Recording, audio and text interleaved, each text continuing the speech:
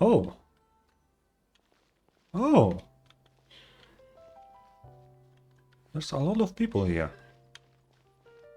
Oh, okay. It just put me in. Interesting.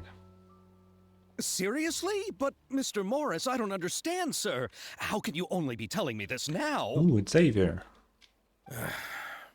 I'm afraid that there's nothing really I can do. I'm really facing a crisis. My hands are tied. But what about my film? Well, I'm afraid you'll have to come up with something on your own. Take it from me. Sometimes you just have to let things go.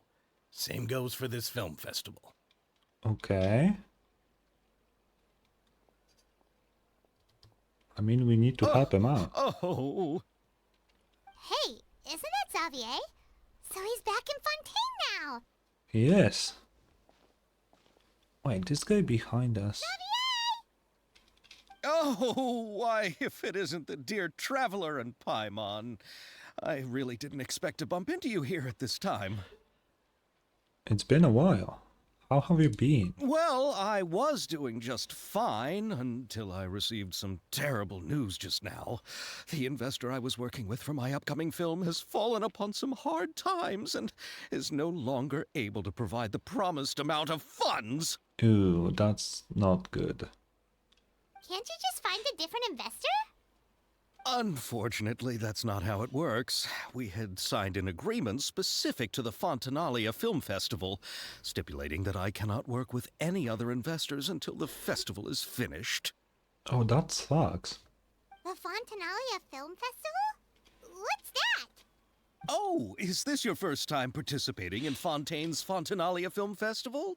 Then allow me to fill you in. Yeah, it is the first time. The Fontanalia Festival was established to commemorate the legendary Loch Knights, who went on a quest to search for the Oceanids and eventually welcomed the Hydro Arconageria. Yeah, I heard about them. The holiday is deeply connected to the founding of Fontaine, as well as its unique laws and trials.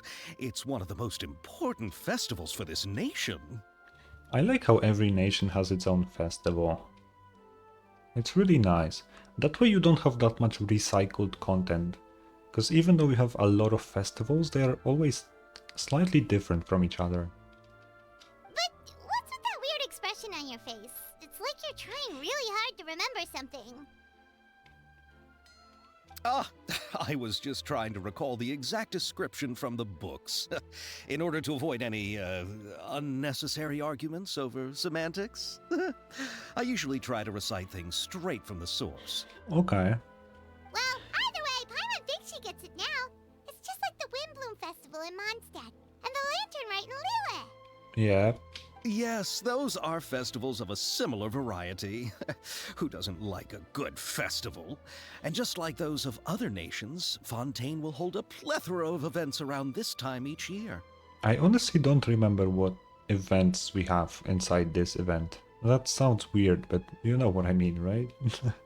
To commemorate the Loch Knights, people will imitate them by putting on special costumes, raising golden cups, and going door to door asking for pure water.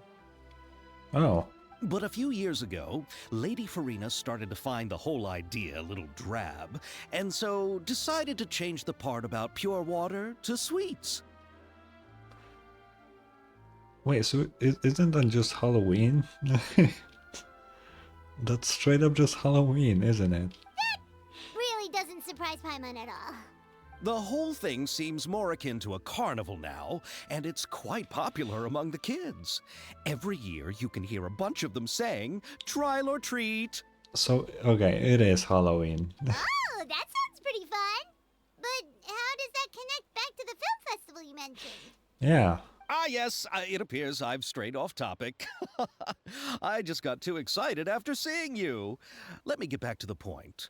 The Fontanalia Film Festival is an event proposed by the Fontaine Film Association this year. Okay. Now that film technology has matured as a medium, it's the perfect time to introduce more people to the art form.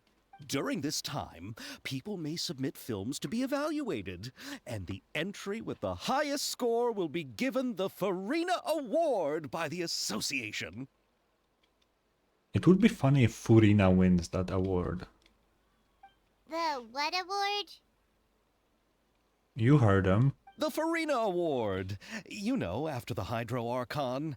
They coined it while Lady Farina was still in power, but even though things have changed, no one has made any motion to update the name. I mean, what's the point, really? Perhaps everyone still thinks of it as a pretty appropriate name. Even though she isn't the Hydro Archon any longer, Lady Farina is still Fontaine's superstar. Anyone with eyes can see the way she shines on the stage. That is true. Alright. Guess the name does work pretty well when you put it that way. Oh, but who would have guessed there'd be an issue with the funding? How will I ever explain this to Miss Chiori? Not to say all the other actors who traveled all the way here from Inazuma. Chiori? Sounds familiar.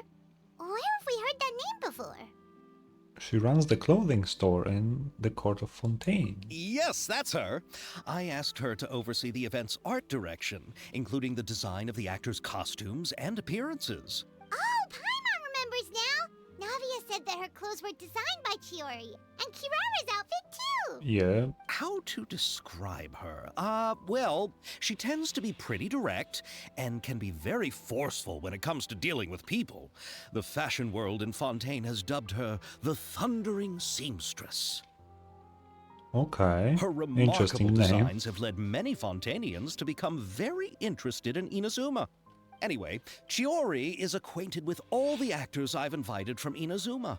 Without her help, I don't think I would have been able to get such an international cast for the film. She really is a kind soul. Who are the actors from Inazuma? Do we know them? I honestly wonder if Chiori actually has a vision. Because her design is like very good. let's call it that. She could be a playable character. I wouldn't say a 5-star, but still. Why don't the two of you accompany me to the Aquabus station to welcome them? Sure. Judging from the time, the Aquabus should be arriving shortly. Chiori will be waiting to meet me there as well. Let's go. And here we go. It starts. I just go. Oh, it's Chiori. Whoa. Those are interesting shoes. Damn, she looks so cool. I think I saw a vision. I'm Miss not sure. Chiori?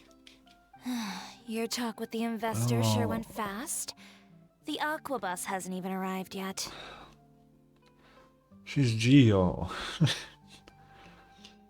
I mean, okay, her design does scream Geo a lot now that I look at it closely, but I don't like Geo. It's so boring. Oh? And who are they? Allow me to introduce you. This is the Traveler and Paimon. I really like her outfit though. Pleased to meet you. Oh, that's it. Likewise! We've heard the owner of Chioriya Boutique is a skilled seamstress, so it's a real pleasure to finally meet you in person. The way Navia's wardrobe comes together is really exceptional. Yeah, let's go with Why, that. thank you. I strove to create an outfit that matched her high social station as the demoiselle. She did do a good job with that outfit. So tell me, what happened? I can tell the conversation didn't go quite as expected. Well, it's like this. Yeah, so no movie. Ugh. I mean, in theory, he doesn't get funding from the guy, but what if he just takes money from someone else but doesn't officially state it? It wouldn't be a problem, right? I know, Chiori, you don't have to say it. You did remind me that this investor was a little bit sketchy. Her shoes are so bizarre. Like, they are so weird. I cannot imagine it being comfortable to wear this. You have zero support for your heels. Like, what is that?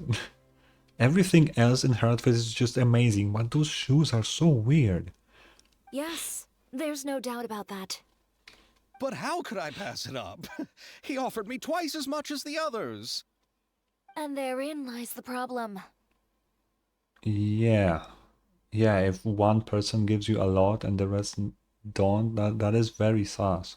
Yes, but just put yourself in my shoes. After obtaining such an excellent script, it's only natural that I would want to make the most of the film. The budgets that the others had proposed were nowhere near enough. It's difficult to find someone willing to front such a large amount of mora, so... Don't be sad, Xavier. We might be able to help scrounge up some more together for you. I can pay this, I'm pretty sure. Oh, thank you, Paimon. That means a lot to me. But the cost of the film is staggering. I'm afraid that any mora we can scrounge together in a short amount of time won't even be able to cover the actors' fees.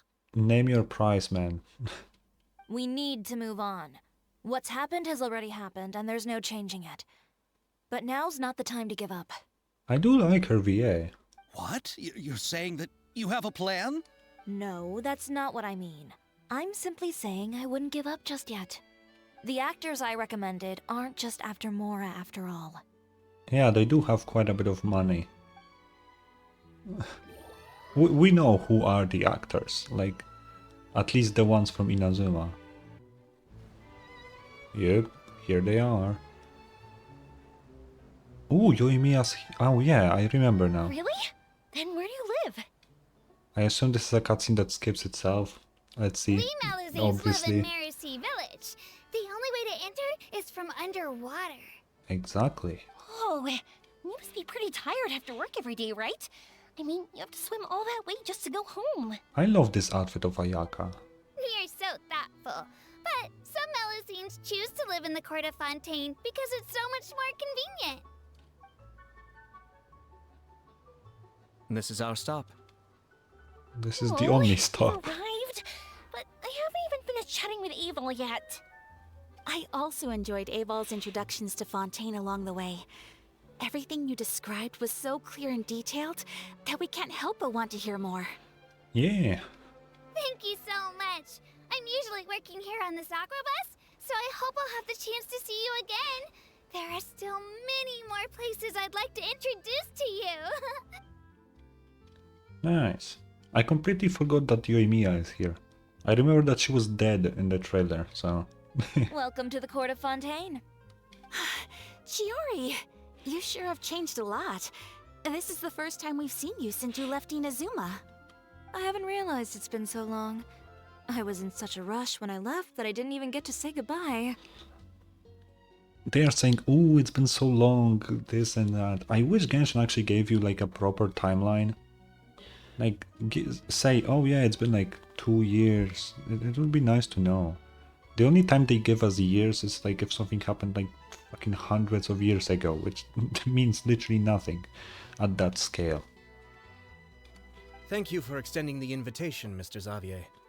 I'm looking forward to a fruitful trip here in Fontaine. Yo. Ah, it's an honor to have the head of the Kamisato clan visit us. So they're who you meant when you said you had actors coming from Inazuma? Oh? It's the Traveler and Paimon.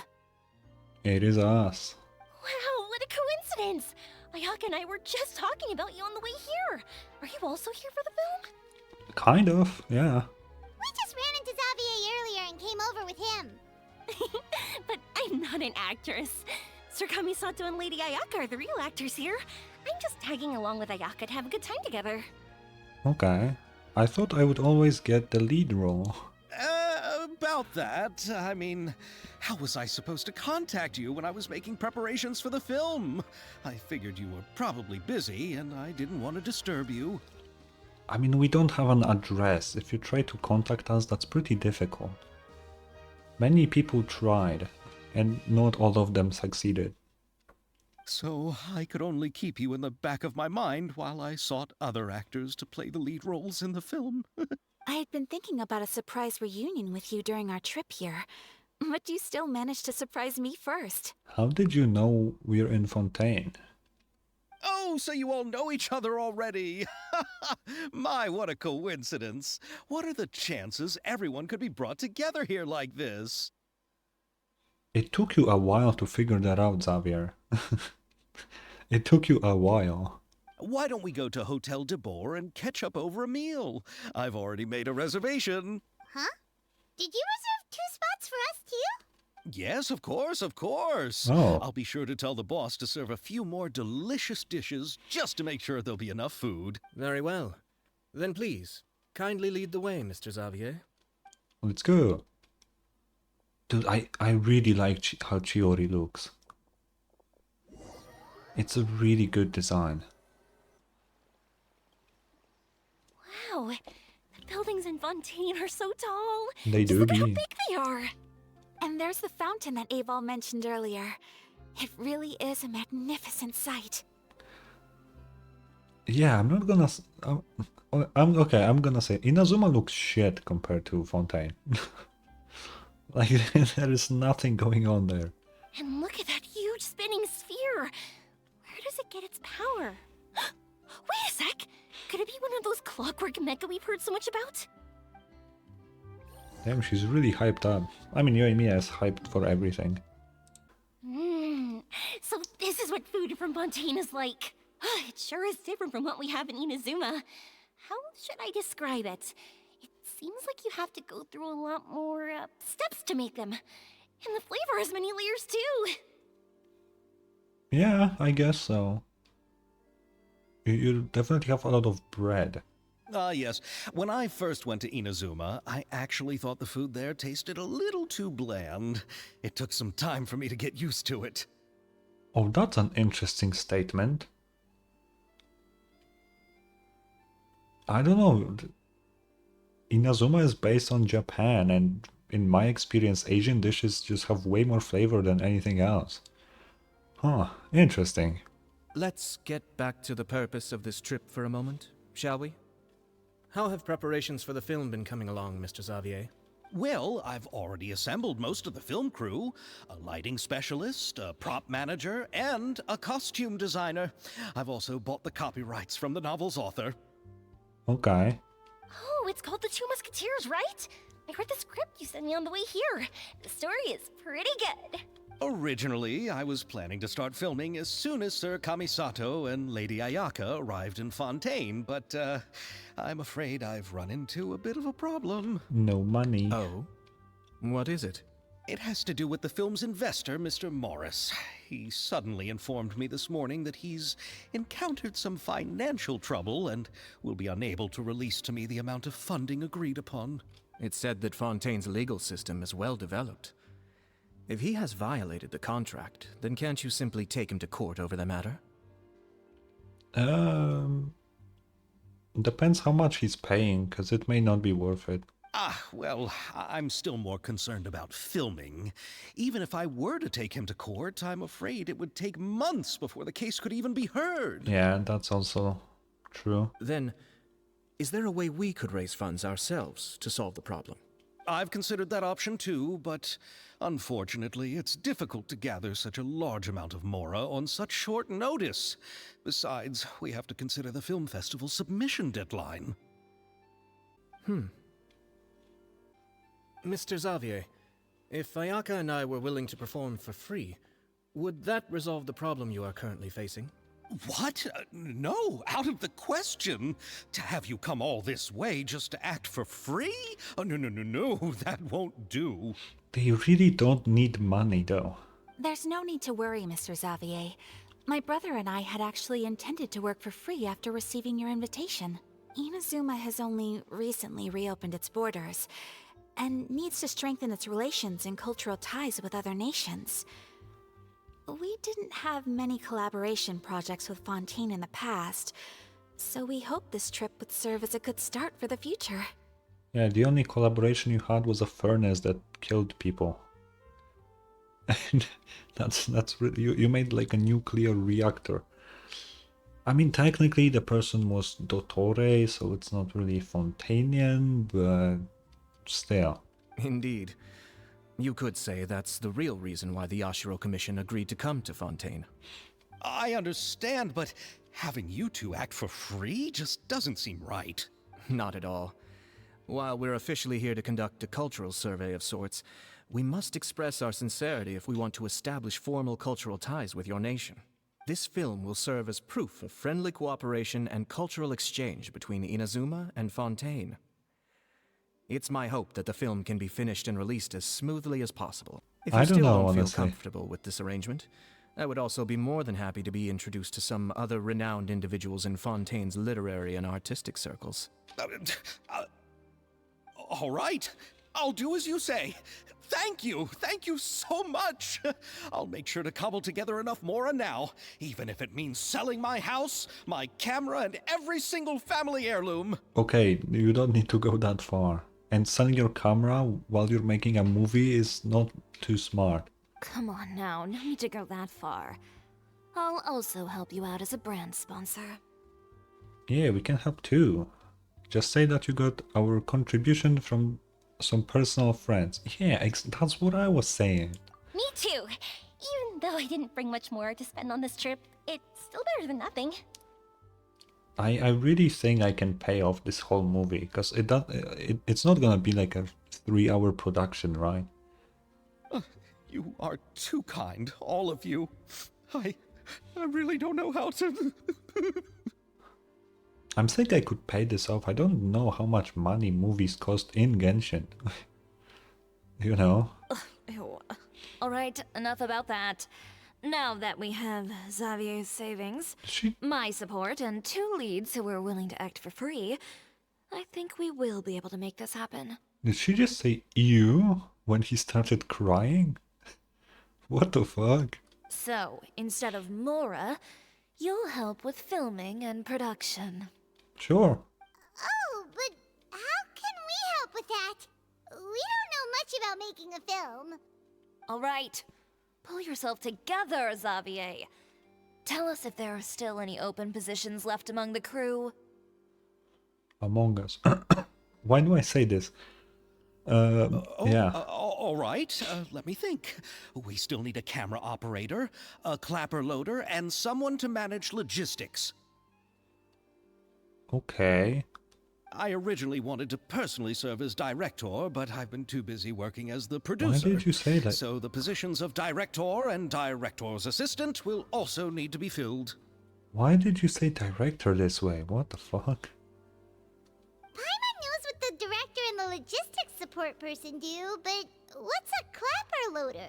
The clapper loader is responsible for using the clapper board to record and organize the information of each shot when the camera operator begins shooting.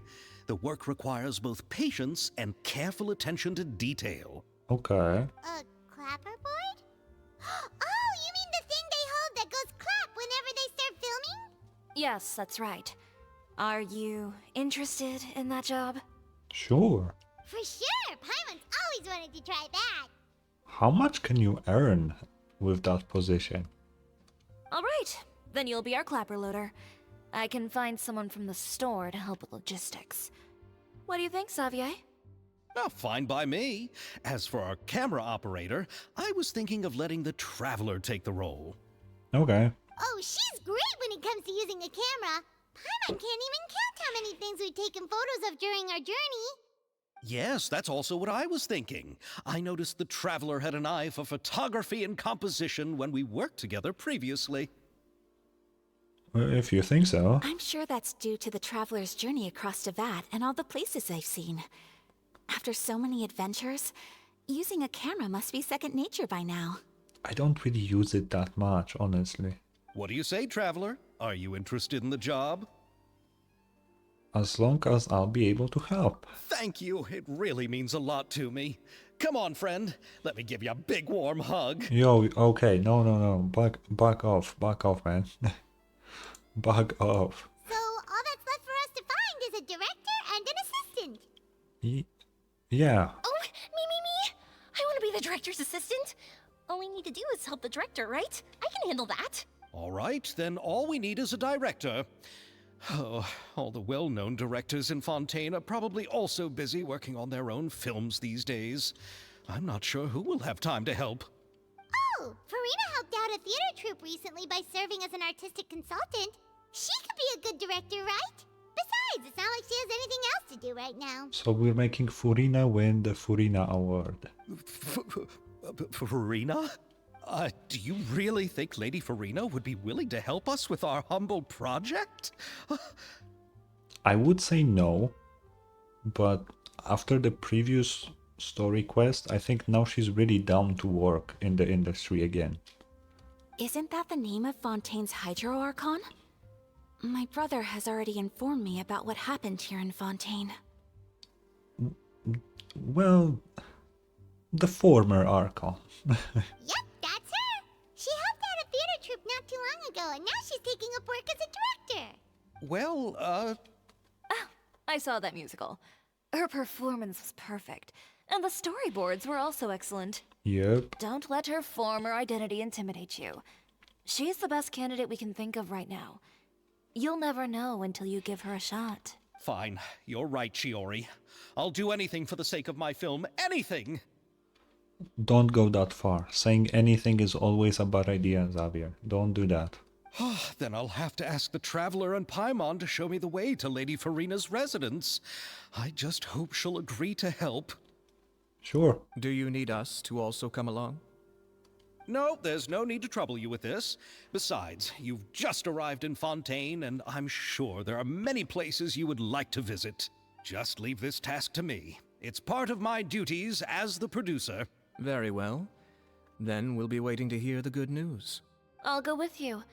By the way, you might want to consider bringing a gift. I cannot stop thinking about Chiori's design. It's so good. I mean, it makes complete sense character-wise. Like, she is literally making outfits, right? That's her whole thing. But it's just so good. I don't know. Maybe she will be a 5. No, she cannot be another Geo 5-star. That doesn't make sense. No, I don't think they would add another Geo 5-star. And don't worry, we won't simply drop you off at Farina's place. We know Farina pretty well by now, so having some familiar faces there should help your chances. Besides, the whole thing was our idea in the first place. True. All right, then I'll start making preparations. As for the gift... Get her some good food. A gift for someone who was once seen as the Hydro Archon.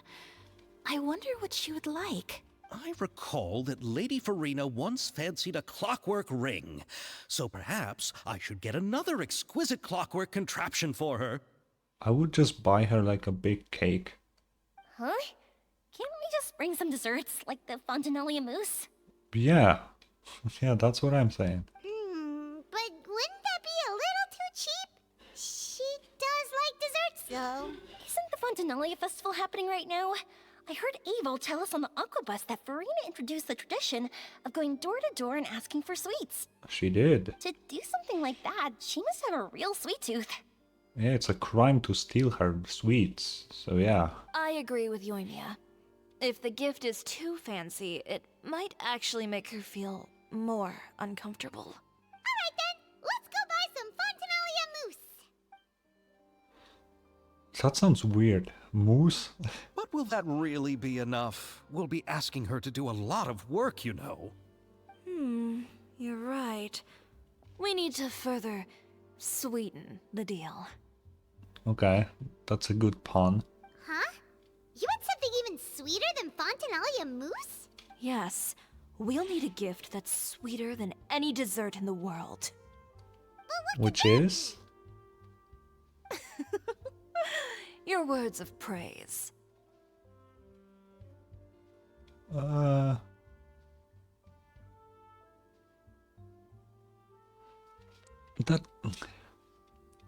Yeah, I can see that.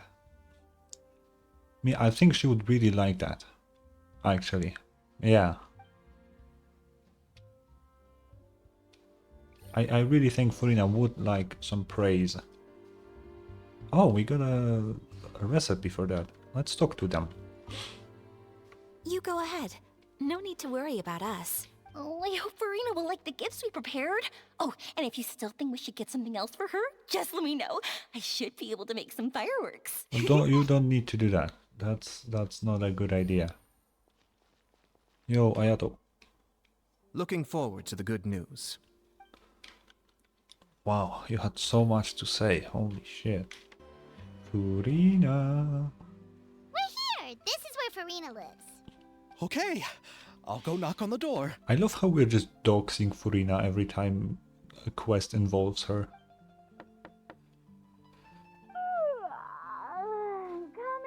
Coming. Seriously, who's knocking before afternoon tea? Who are you? What's up? Lady Farina, please allow me to introduce myself. I am Xavier, a film director. Hello. Oh, is that the traveler in Paimon I see behind you? And who's this? I'm Chiori. Ah, the one from Chioria Boutique. Hello, hello. Dude, I missed Furina. So, what are you all doing here? Do you need something? Did you just get up, Farina? It's already past noon, you know.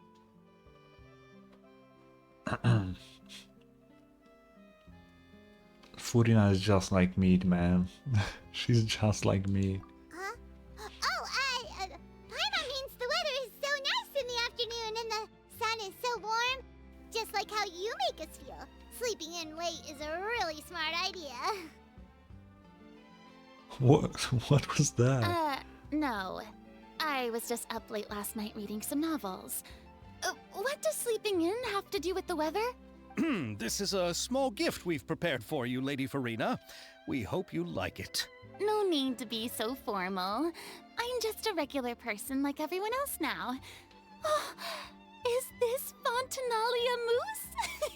It's one of my favorites. I knew she'll like it. That's great!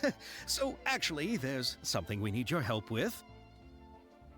Given your renowned passion and understanding of drama, I would like to ask that you serve as the director of our film crew. Oh, but didn't you just say that you're a director?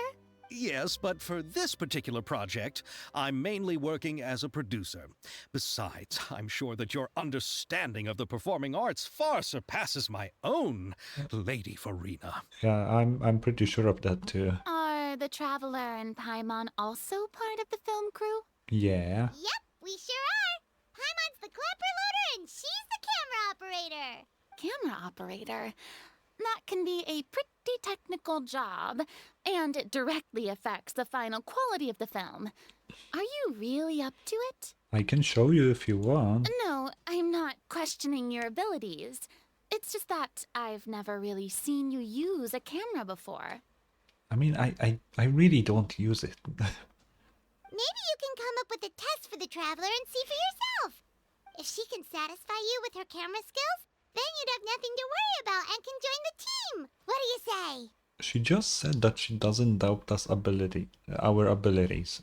And now there will be a trial whether we can actually use it. You sure are getting better at rolling with the situation, Paimon. Oh, I do wish to see how skilled the Traveler really is with a camera. All right, how about this? We'll work with what we have. I'll give you some scenarios and see if your work is up to my standards. Whatever you say, Director Furina. Very good. It's essential for the camera operator to understand the director's vision. I'll make my decision after seeing your work. Okay. Are you ready? I have high standards, you know. Yep. Okay, grab the camera and I'll give you a scenario.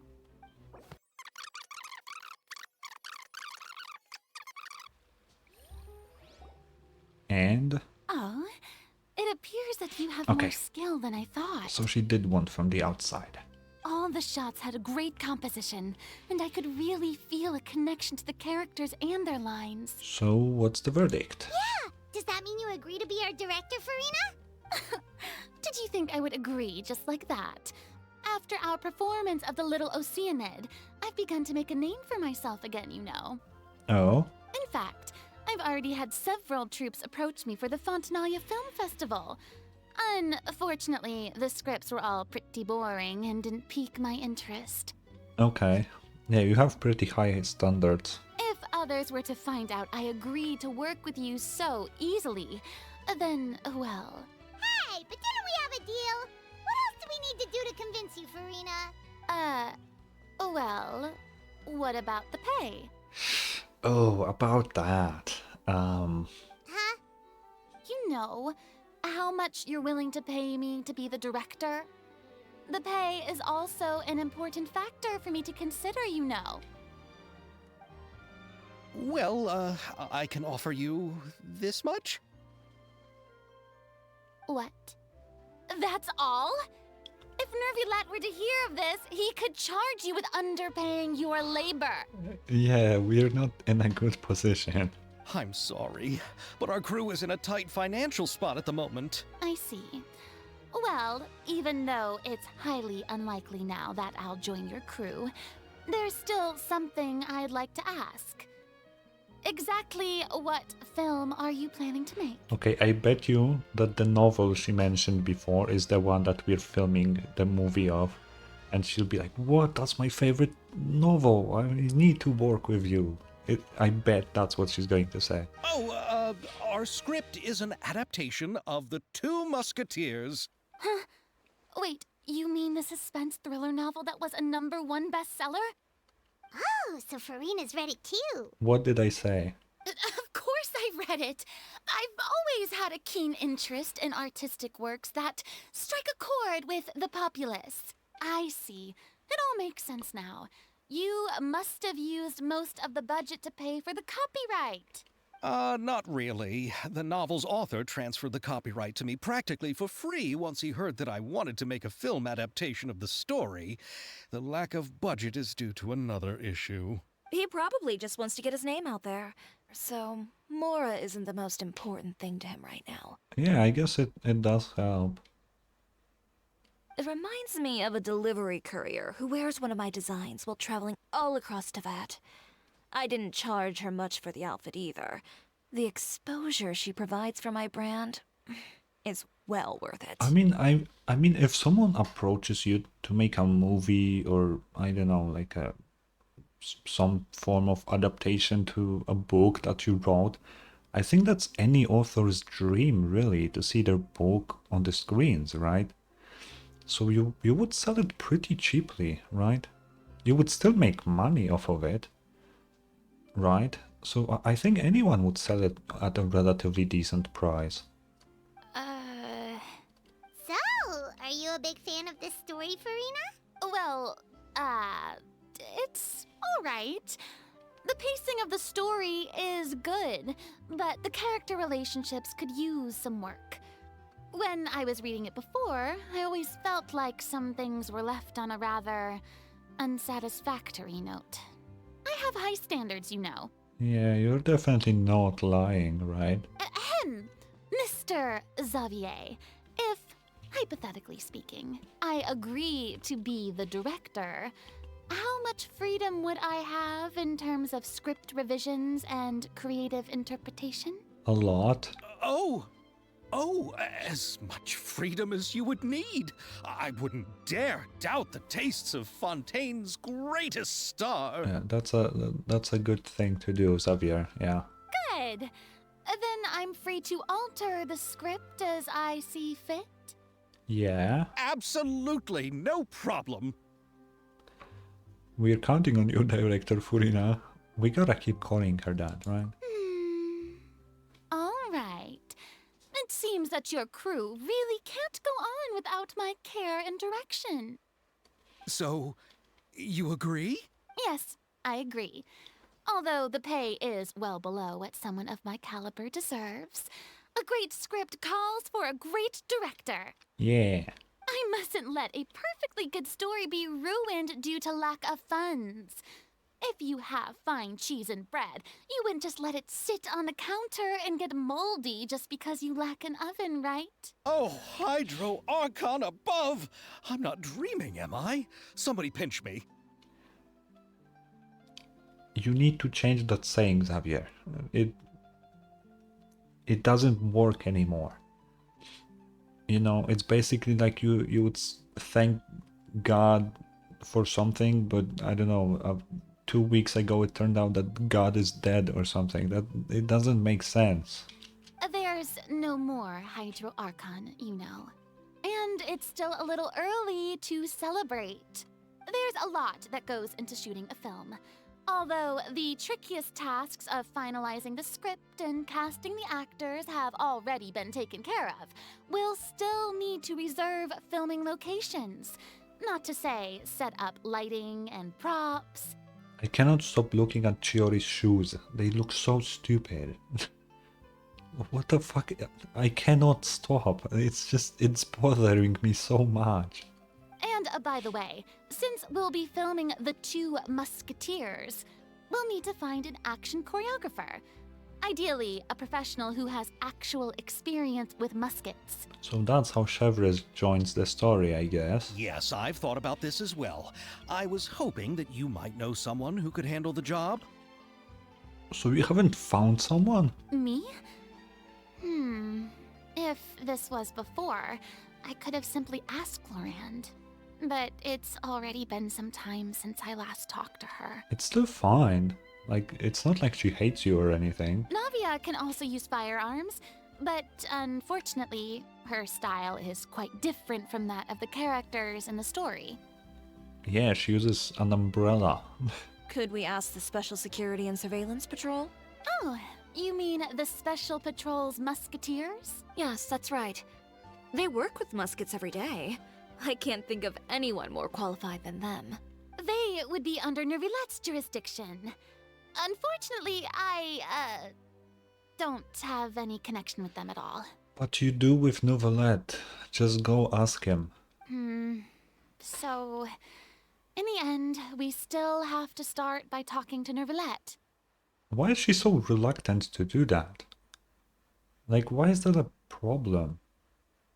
He's fully in support of what she's doing right now with her life. Why is that a big deal? No need to go to all that trouble. I know their Captain Chevres. Oh, okay, never mind. Fuck, I wanted to see Novelette.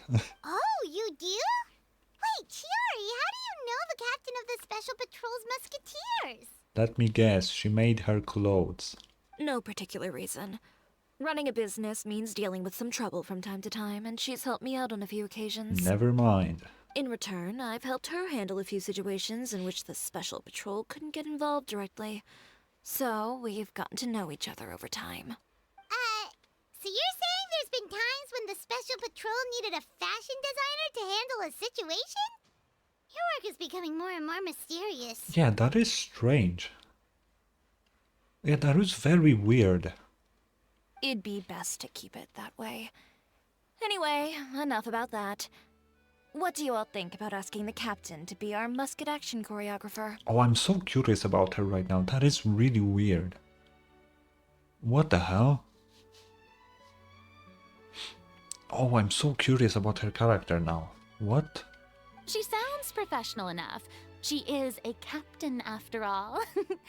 I have no objections. But I imagine the Special Security and Surveillance Patrol must be busy with their duties. Do you think she'd really have time to help with shooting a film? And then there's the issue of pay. Ooh. Well, it just so happens that she's also not the kind of person that's just after Mora. Oh, that's As good. for whether she has time, I'll have to go and ask her first. Then I'll leave that to you. Macaroni's on sale today, so I've got to go. You can just tell me how things went when we discuss tomorrow's plan later. Jesus. Okay, we need to make a countdown on when will Furina eat something that is not macaroni. No problem. Having Farina join feels like a big boost to our team. I understand that there is a lot of dishes that you can make with plain old pasta, but come on, just switch it up a little bit. Of course. Just wait until the day of our premiere. You'll witness the true power of my name in these lands. You'll be so glad I agreed to help. I can guarantee that even the standing tickets will be sold out. Okay. I'll be sure to ask some people I know to see if they'd be willing to act as extras. Seems like you're finally getting more comfortable with your own reputation now. I didn't ask for the Clapper Loader's commentary, Paimon. I can't wait to see our film's premiere. Then let's get going.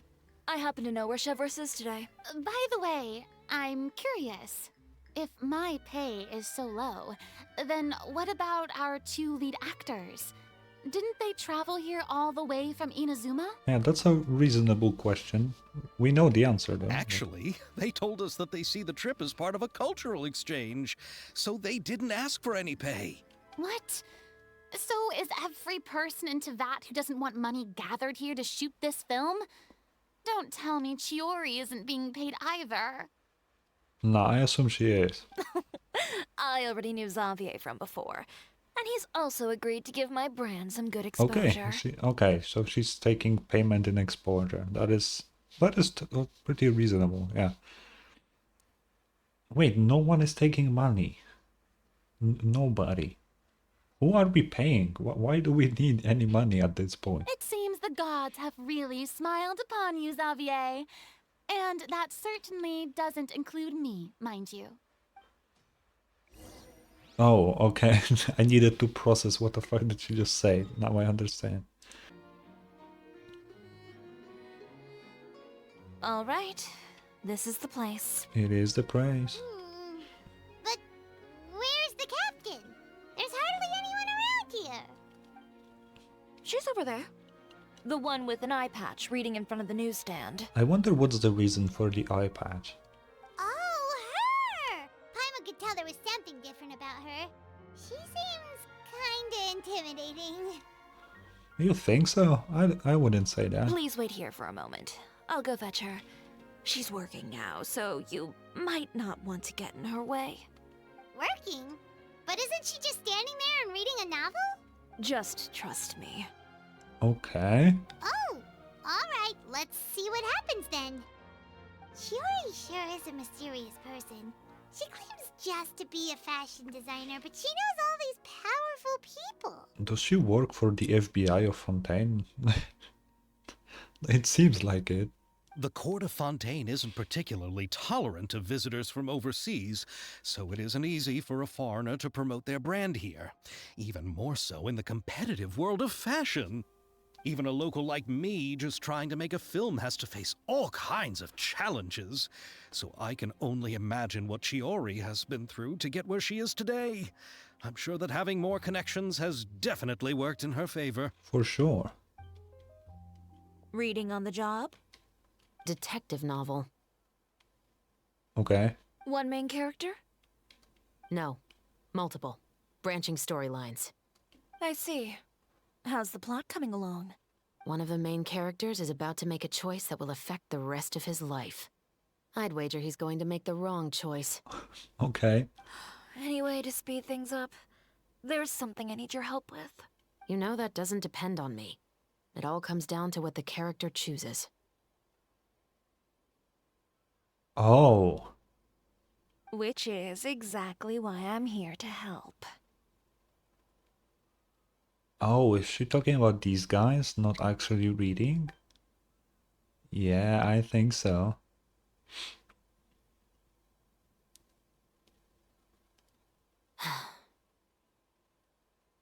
All right. It appears he made the wrong choice in the end. Halt! And you fucked up, dude. What's going on?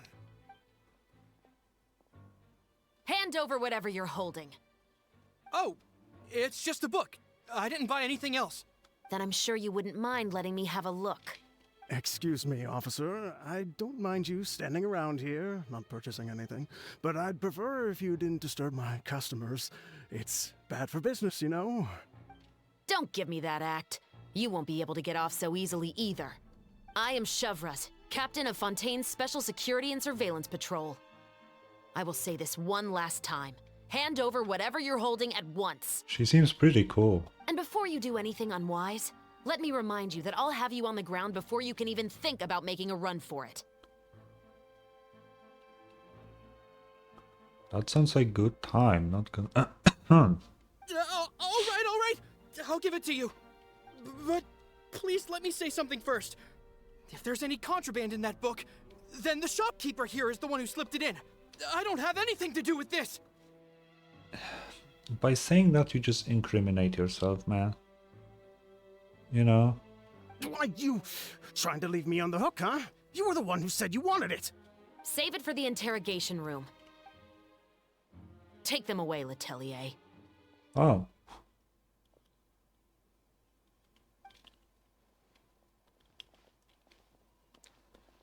What's going on here? One second you're reading a book and the next you're escorting people away. And who are... Oh! Oh. Aren't you the traveler who's been all over the papers recently? Chiori, I'm assuming what you wanted to ask me about has to do with them, right? Kinda. Maybe I can let you in on what's happening then. Now that Vache has been brought to justice, no new shipments of synth will be made and distributed to sellers. The Fontaine guards have been busy collecting the remaining synths still circulating on the market. Okay. Thanks to a tip from our reliable source here, this should be the very last batch. Chiori, how do you just know who buys it? Who is she? I need to know. Oh, so you were pretending to read a book in order to catch the bad guys. Oh, Paimon almost forgot to introduce ourselves. Paimon is Paimon, and this is the Traveler and Xavier. Hey, I'm Chevraz. You probably already heard me introduce myself, so I won't bother repeating it.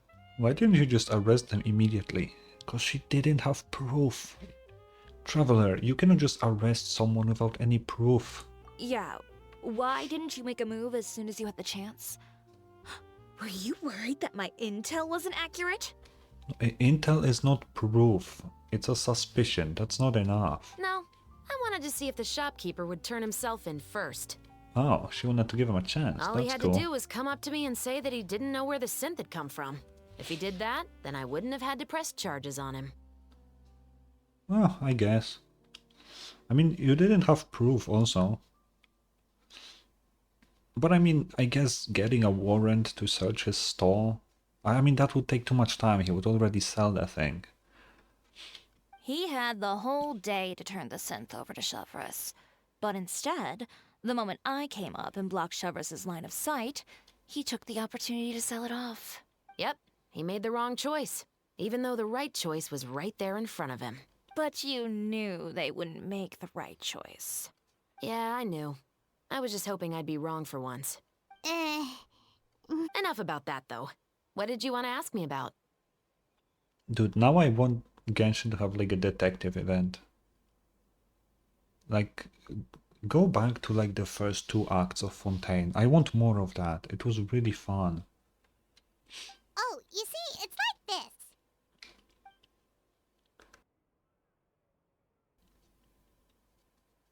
The 2 Musketeers.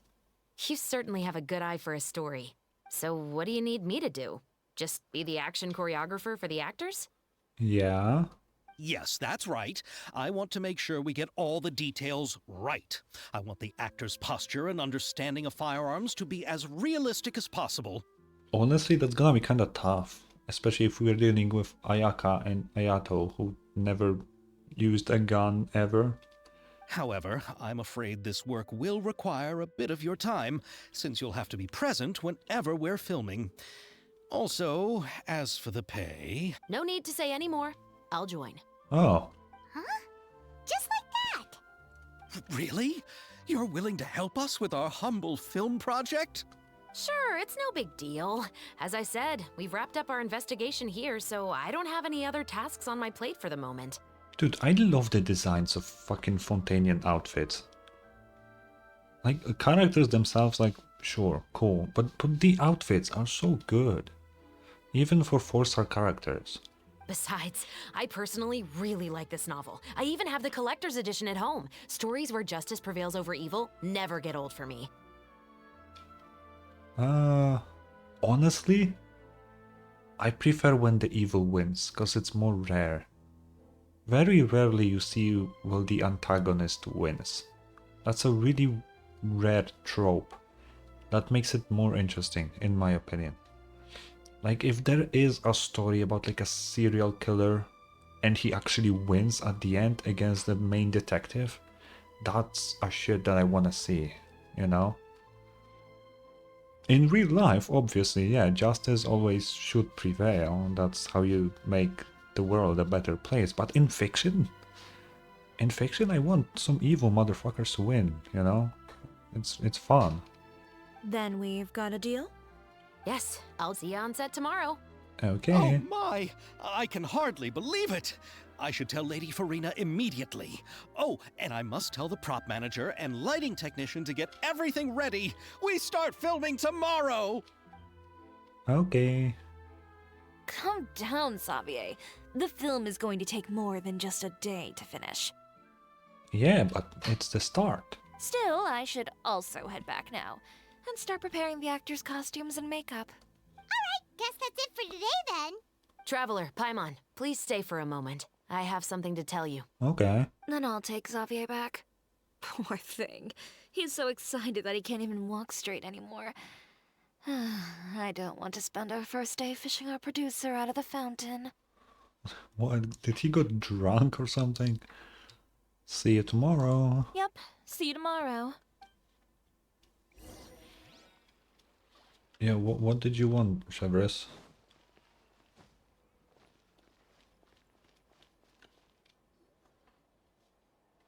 So what did you want to tell us, Chevres? Have you read The Two Musketeers? No. I haven't read it yet. The story is about a pair of children born into the household of a baron and their struggle to survive together and take revenge for their mother. Okay. They were raised at the baron's estate, where their mother worked as a maid. The two were illegitimate children that the baron had with the maid, so they were never treated well by anyone. Okay. One day, upon returning home, they found their mother had been murdered and left dead on the floor. It was quite evident that the culprits were the other members of the baron's household, who never had any kind words to say to them. However, the baron was able to exert his influence and keep the whole thing under wraps. The mother's death was eventually deemed as a suicide, and there was no chance of bringing her murderers to justice. The two siblings decided to flee and someday avenge their mother. I see. Many years later, members of the baron's family suddenly started turning up dead one after the other, all killed by gunshot. A rainbow rose was found on each of the victims' bodies, being the flower that the kid's mother liked best. The baron believed that the mother's soul had come to take vengeance on him, so he lived in fear each day. But it was actually those two siblings who had fled all those years ago. They relied on each other to survive and trained day and night, eventually becoming adept musketeers. Okay, okay. They used all of their abilities to collect evidence and clues before executing their plan and exacting revenge on the baron. Their actions let the truth behind their mother's death be known to all. Yeah, but like, revenge like this is not really justice, you know? I mean, it's your justice, but not actual justice. I would not expect that she likes that, if that's how it turns out. That's quite an exhilarating story. Yep, the baron got what he deserved for his evil deeds, and justice was able to prevail. It was just the kind of story I enjoy. What? Okay. Oh, so is that why you were so willing to join our crew, Chevres? You could say it was one of the reasons. Oh, you mean there were other reasons too? I've read the reports about you. Whether it was at the trials or when you lent your hand to resolve our nation's crisis, Yeah, we do that. you've shown that you've got a strong sense of justice, as well as a great mind for deductions. Wait, so what you're implying is there's a case that you need our help with? Yes, you're as sharp as I expected. It seems you've experienced many similar situations before. Oh yeah. There's been a recent murder case involving Muskets. Oh yeah. The perpetrator's methods appear to be very similar to what is described in the novel. Huh. Really? But Paimon didn't see anything about that in today's papers. I cannot believe that I'm getting my my request just handed to me a few minutes after I said it. The Marechaussee Phantom hasn't yet released any information to the public because the investigation is currently at a standstill. The murderer is extremely cautious. A murder involving firearms? But not that many people use those in Fontaine, right? Could it be someone from your platoon? Impossible. We perform a routine inspection of our firearms and ammo reserves every day. If one of the weapons had been fired, it would stick out like a sore thumb. Besides, I trust the members of my platoon. Okay. However... Well, that's all I can disclose about the case today. Huh? What do you mean? I hope you all can go back and get some shut-eye. You can decide tomorrow whether or not you'd like to join the investigation with me. I don't need to think. The answer is yes. I'm aware this might not be the ideal time to add more to your plate, but the more capable people we have, the better the chances that justice will prevail. Can someone from the Special Patrol help you investigate? Carrying out investigations isn't actually supposed to be our responsibility. Our job is to apprehend the perpetrators. Finding them is really up to the Marechaussee Phantom. You could say I'm taking part in the investigation out of personal interest. Okay.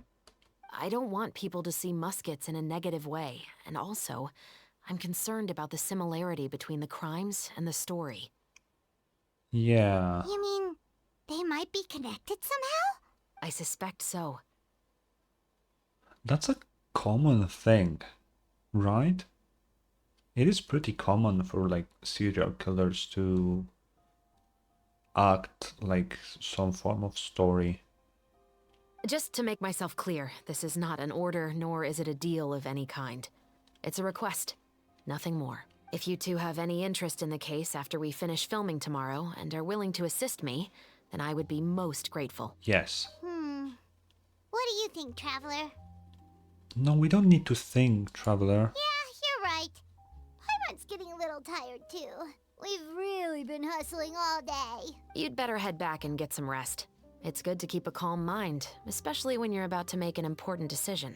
Yeah, I guess so. Otherwise, when the moment comes, you might end up like that shopkeeper and not even realize that the right choice is right there in front of you. Okay, that's it for Act 1. Oh, now I need to wait for more. Fuck. Okay, yeah, it's really close. Let's see. Ayaka, Yoimiya, you're already here! Yeah. Did I put my... Okay, I am on the right side now. Okay. Good morning. Xavier said yesterday afternoon went well.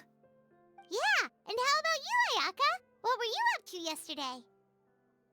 Yeah, so I guess I need to say one thing. It's been a while since I played the first act, but luckily nothing huge happened during it. So we should be good.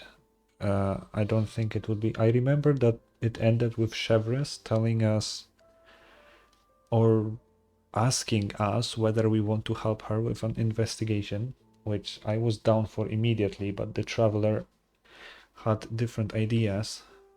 Yeah, and that's it. Let's continue. After we split up, Ayato went to see Udex Nervilette at the Palais Mermonia. I did see them, actually. I did see them. I don't know if I have that recorded. No, I met them on stream, right? So, yeah, maybe I'll put it somewhere. Because I know I talked to them. I was originally thinking of going with him, but he said he could manage it himself. He told me to go see the sights around Fontaine and to enjoy the local culture. Yeah. So I rode the aqua bus with Yoimiya and visited the opera house on Aranias Island. Okay. Yeah, you wouldn't believe what we saw there. 2 mechanical puppets that were dancing together. You've already seen them, right? Yep, we have. I actually destroyed them a few times. Yeah, those two. Amazing, aren't they? We sat and watched for quite a while. It was mesmerizing. Like we could keep watching them forever. Oh, it was the same for us the first time we saw them too. I mean, it was cool. But, you know. Afterwards, we went swimming at the beach. Well, diving, to be exact. It was the first time I ever breathed underwater. Yeah, that must be crazy. You can just go into water and just breathe. Like, what? I held Ayaka's hand and we counted down together. 3, 2, 1, and then splash! We were beneath the waves. At first, I didn't dare to open my mouth. But once I couldn't hold my breath any longer, I decided to take a big breath in. Turns out the water wasn't as salty as I imagined. It didn't really taste like anything at all. Before I knew it, I was breathing like normal down there. It was an amazing feeling. Ayaka said I was too nervous and needed to loosen my grip. She got used to everything way faster than I did. Yeah. I knew that the Traveler could do it, so I had no doubt we could do it too. That helped me feel at ease as soon as we dove in. I don't think that's a good way of thinking. Because we can do a lot of stuff that other people cannot. So, you know. Also, it's weird that we hear the echo. Because in theory, they talk to us near the hotel, but we have an underwater echo. Which is kind of... The underwater world in Fontaine truly is beautiful. I love seeing the romaritime flowers blossoming underwater, like little candles lighting up the streets at night. Yeah, they are pretty. Yeah, and there were so many creatures that we've never seen in Inazuma. Like those fish that shimmer like a sword blade. Whoosh! Oh, and those big fish that call when they see people. Okay. Oh, you mean Hunter's Rays and Blubber Beasts. I just love the name Blubber Beast. Just wait till Pops and the others hear about this. They probably won't believe a word I say. It is a cute name. It's cool that they actually showed this to us instead of just saying. I really like that. And I hope that Genshin does more stuff that is just show, not tell, you know? Because that's very important for storytelling. So if they're doing something like that for such an unimportant was down there thing... for quite a while. It was dark before we finally rode the aquabus back to the city. I figured she'd want to sleep in today. Maybe. Yeah, going back to what I was saying. If they decided to show such an unimportant little thing instead of tell us, that's really nice, and I hope they go in that direction with main stories too.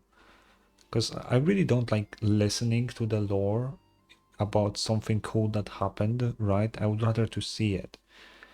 Which they do it more and more, but it's still not perfect, you know? Yeah, even I was worried I wouldn't be able to get up. I still felt like I was drifting in the waves when I went to sleep last night. But as soon as I woke up today, I remembered that we'd all be shooting a film together, and I was ready to go. That is true. Speaking of the film, where's everybody else? My brother and Xavier were speaking to the restaurant owner about using the place as a filming location. They should be here soon. So you didn't get this sorted out yet? As for the others, We're here. Oh, it's Chiori. Oh, and Chevres, nice. Please excuse my tardiness. I just finished the Special Patrol's 6-mile morning jog. Okay. Wait, 6 miles? I'm so tired. I heard you all chatting, so I decided to come down. I sure could use some of that endless energy everyone else has. Every time someone yawns in Genshin, I do too. I hate that. They need to stop with the yawning. Good morning, everyone. Morning. Can someone fetch me a cup of coffee? More milk, hold the sugar. Sure. I'd be happy to do that for you. No, you can't go anywhere. Please, have a seat over here so I can get started on your makeup. The last thing I want is coffee stains on my costumes. You really can make a coffee without getting your outfit dirty. I can get the coffee. It's the perfect job for an assistant. True, that's usually what they do. So much energy. Seriously, what's her secret? Dude, I wish I knew. Oh, Yoimiya's always like that. But you sure look exhausted, Farina. It's because you're not used to waking up so early, huh? Of course not. I spent the whole night reading the novel from cover to cover, marking sections that either need to be omitted or adapted. Wow. Paimon didn't expect you to be so thorough. Damn, she takes that really seriously. Well, I was the biggest star in all of Fontaine after all. It takes more than just a pretty face to earn a reputation like that. I know how to get serious when the situation calls for it. I went all out when I was acting as an Archon, so why wouldn't I do the same for my own life? Yeah, makes sense, I guess. Here's your coffee, Director Farina. Oh, thank you. The sound of being called director, and the aroma of coffee. feels almost as refreshing as hearing the birds chirping in the morning. Ah, it seems everyone has managed to arrive on time. Yep. We've reached an agreement with the restaurant owner. We are free to use the second floor to shoot our film. Nice. Really? That's great!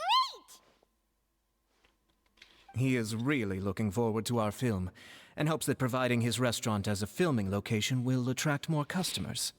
That's the way to think, because it probably will. I still to this day cannot get over Chiori's design. It's so good. Well then, Mr. Xavier, I'll leave the rest to you. Okay, thanks. First, I'd like to introduce our new members. Okay. This is our prop manager, Veronique. She'll be in charge of all the film's props and items. And this is Bonneau, our lighting technician. He'll be in charge of lighting and illumination to set up each scene's atmosphere. Okay. Wow. Sure feels like we have some real professionals joining the crew now. First of all, please allow me to first express my sincerest gratitude to everyone in the crew. When my investor informed me yesterday that he wouldn't be able to provide the funds, I really thought that this was the nail in the coffin for this film. I had no idea that I'd find so many people willing to help me on such short notice. Thank you. Thank you all from the bottom of my heart. He is really happy that he can make the movie. No need to be so cordial, Mr. Xavier. We're all honored to be a part of this. True. Your works made a profound impression on me when I saw them back in Inazuma. I am sure that someday, this film will be remembered as a prime example of cultural exchange between Fontaine and Inazuma. Yes, the story is the reason I agreed to join. I can't bear to even imagine what this film would look like without the very best director. How humble. Anyway, I would like to make a promise to everyone that as the producer of this film, I'll do whatever I can to ensure that everything goes as smoothly as possible. This is not just my film. It also embodies the thoughts and feelings of every person here, as well as the endless effort we are about to pour into it. So, without further ado, the Two Musketeers will officially begin filming now! Let's go. Clap, clap. You may take it from here, Director Farina. All right, listen up, everyone. That's a lot of people. The first scene takes place when the two young musketeers are living at the Baron's home, still unaware of all that is about to happen to them. We'll need props and lighting to set the scene. Our lead actors can go get their makeup done, and extras, please take this time to go over your positions. Whoa. Seems Farina's really kicking things into gear as the director. Hell yeah. Is everyone clear? I don't want anyone traipsing around the set like umbrella finches. A what? All right, cameras will start rolling as soon as the set is ready. Let's make a film that'll make some serious waves in Fontaine. Not the kind of waves that drown people. I mean, the good kind of waves. Yeah, we know. Seems like she's still a bit traumatized by that. I mean, it is understandable, but everyone's safe now. Anyway, let's go see if there's anything we can do to help. Act 2. Okay. I cannot believe there's 5 acts to this quest. It's crazy. How about here? A little more to the left. You got it. Hey, Yoimiya, do you need a hand? No, I'm fine. You know, doing the lighting is kind of like designing a fireworks show. It's interesting to imagine what kind of atmosphere the lights will create. Yeah, I can see that. I heard that the Traveler will be operating the camera and Paimon will be the clapper loader, right? Those roles are just perfect for the two of you. Really? Is that because it'll be easy for Paimon to hold the clapperboard while flying?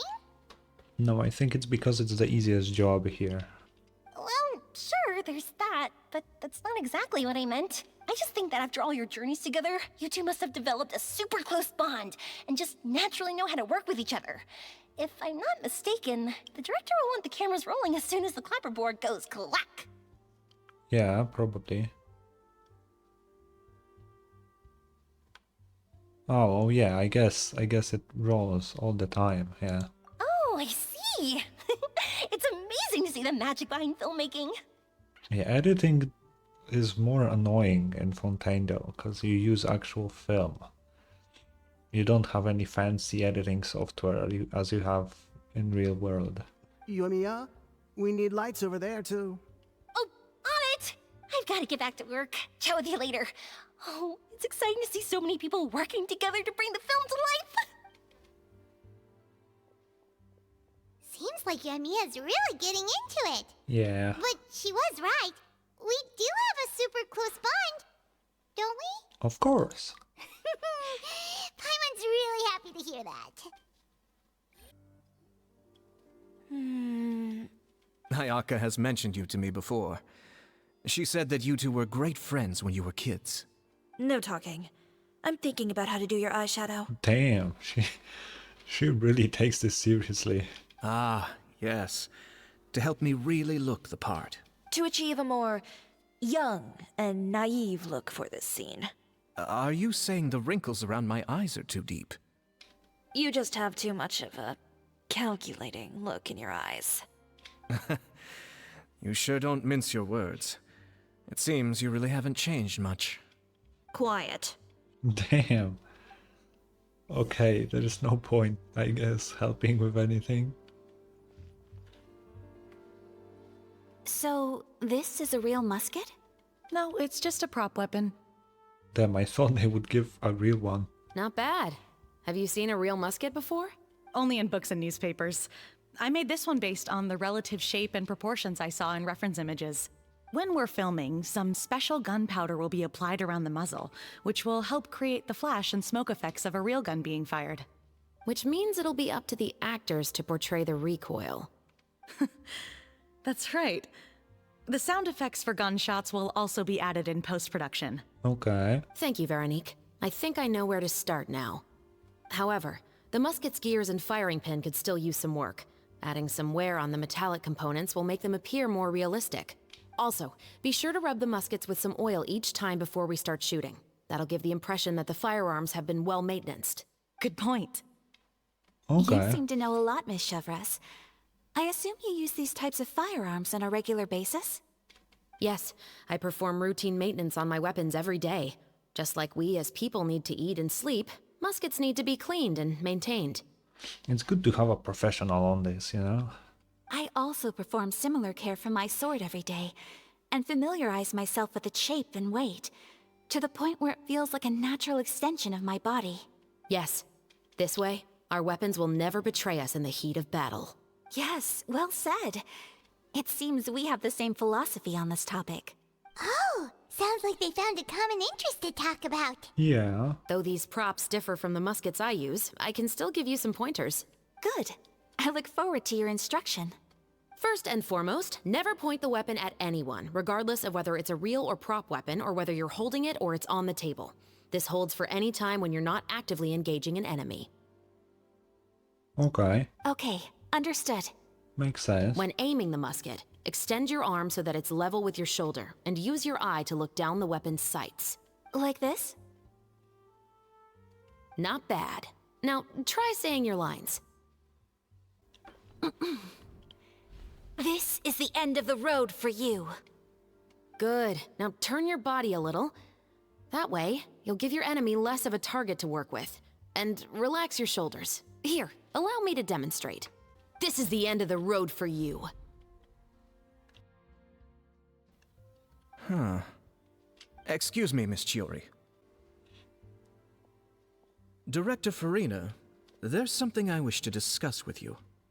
Oh? What is it? Like this? Yes, much better. What do you think? I do see your point. But are you sure you wish to do this? Oh, she has a interesting... Okay, some secret plan going on here. I believe it would be most fitting. Well, if you insist. All right, I understand. Miss Ayaka? Miss Chevres, could the two of you please come over here? Huh? What's going on? Are we gonna start filming now? Let's go see. What is it? Okay. I have a question for you, Miss Chevres. Would you be willing to play the role of a musketeer? What? To clarify, I would like to turn over my role to Miss Chevres. Ooh, that's a good idea. But brother... Don't worry, Ayaka. I actually view this as a good thing. I was becoming troubled trying to set aside some time to speak to the staff at the Palais Mermonia. I would like to have some conversations about the cultural exchange between our two countries, and I've heard that the bureaucratic process here can get rather complicated. Yeah. Now I will be able to focus on my work. Besides, you also know that I'm not really one for public performances. Are you really sure? I'm pretty sure he is, that's why he's asking. From a director's point of view, I also felt like the relationship between the two musketeers in the original story could be improved. The older brother in the story plays the lead role with his overbearing character, but this causes his character to overshadow that of his sister, and the theme of the two supporting and relying on each other isn't conveyed very well. But if we were to change the siblings to two sisters of a similar age, then that aspect of the story might come through more clearly. Okay. Also, I've seen you instructing Ayaka. That cold and dignified personality is exactly what we need for the older musketeer. Of course, even with all these insights, the decision should still be made by Miss Chevres. Chevres mentioned that she really likes the story, right? Paimon bets that she'll take the role. Okay. Yeah, we don't know if she's a big fan of acting. No, I think she likes acting. But she has other job to do, so let's go with this one. All right, I'll take the role. Never mind. Good. It's decided then. I'll get started on making edits to the script. We'll also need to make some immediate adjustments to the lighting, props, and costumes. Sure. I have a feeling that our adaptation will be even better than the original story. You're doing a great favor for me, Miss Chevres. You have my gratitude. Okay. Don't mention it. I like this character, so if anything, I should be the one thanking you. Well, since my brother is the one who brought up the idea, I suppose there's no need to worry. Let's go, Miss Chevres. I look forward to working with you. That will help a lot, actually. Please, just call me Chevres.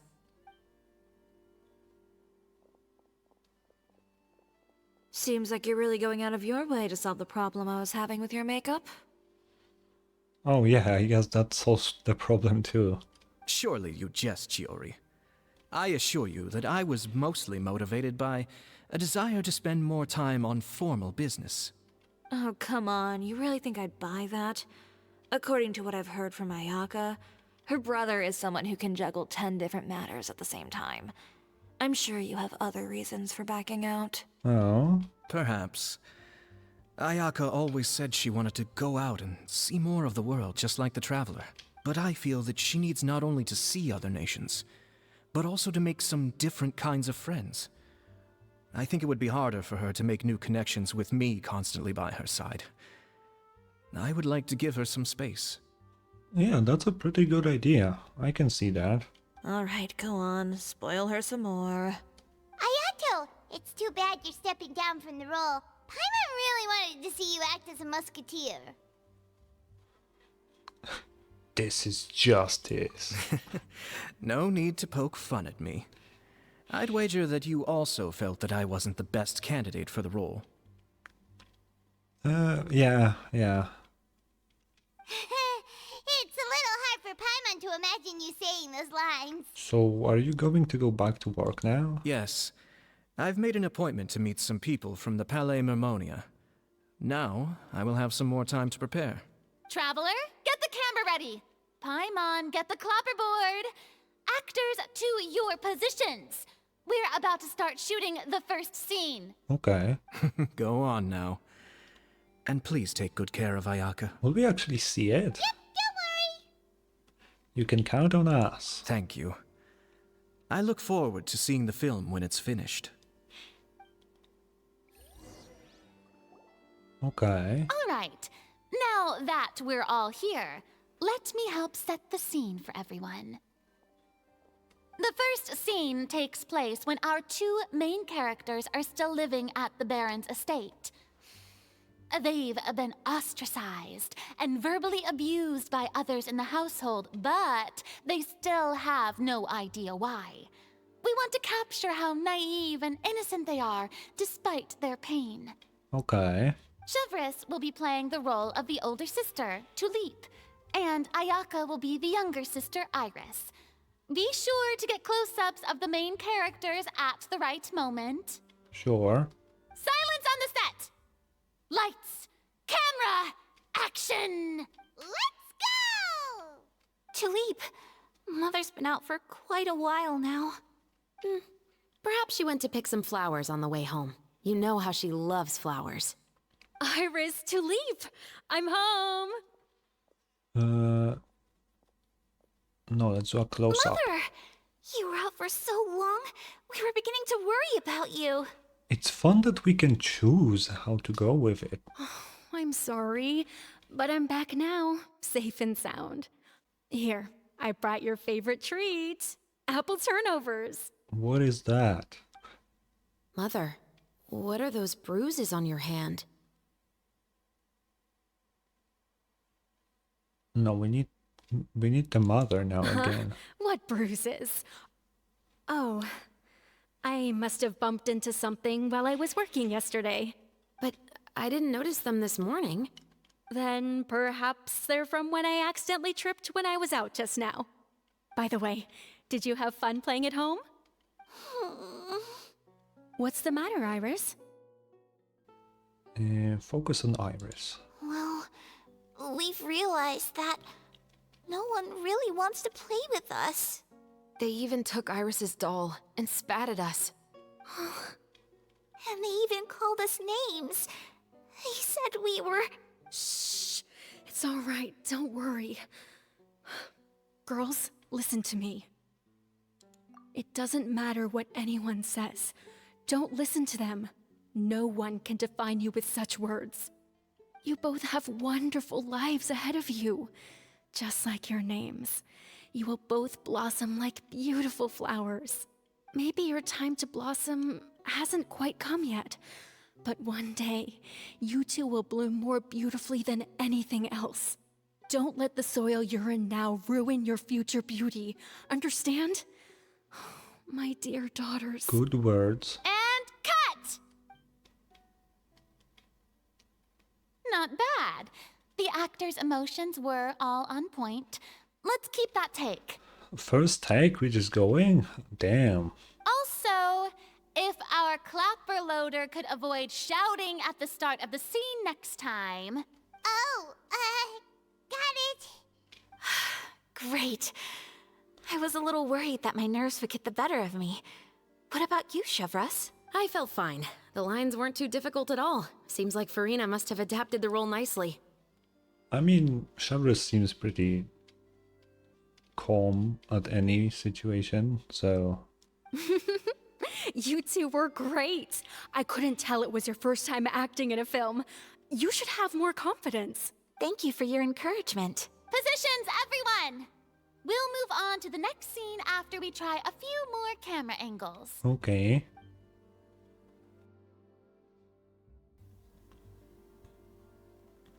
This scene is when our two characters return home, only to discover their mother has been murdered. Ready? Lights! Camera! Action! Damn. Mother, we're back. Mother? That's a crazy switch up, honestly.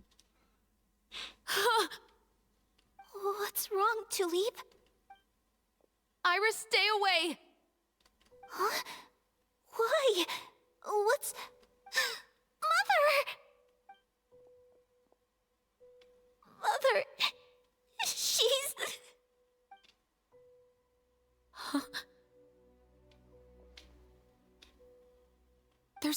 poison in this cup. How do you know that? No, that you cannot just say. How do you know that? That is not a thing you can just know. Like, how are you supposed to know that? What, you touched it and suddenly, oh yeah, it feels like poison? That's not how it works. I could have sworn I've seen this kind of cup before. Those aristocrats. They didn't even try to cover up their actions.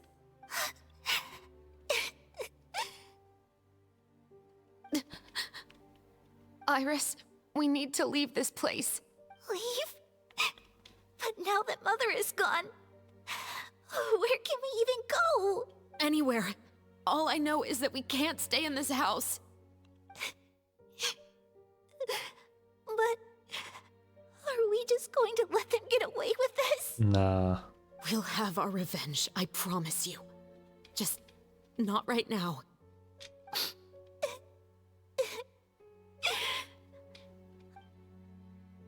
Come on, let's go. No, wait. We can't just leave Mother here like this. At least let me leave this rose with her. That's why we went out in the first place. To buy her this flower. All right. Goodbye, Mother. We'll avenge you. Someday. And cut! Even though it is basically just fiction inside of fiction, because we're making a movie in a video game, it is still like emotional, you know? You still kind of feel for it.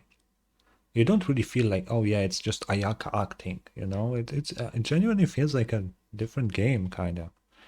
Beautiful! Great performance! Oh my, you're so amazing, Ayaka! And were those real tears I saw? How did you do it? I was surprised too. Thank you for the kind compliments.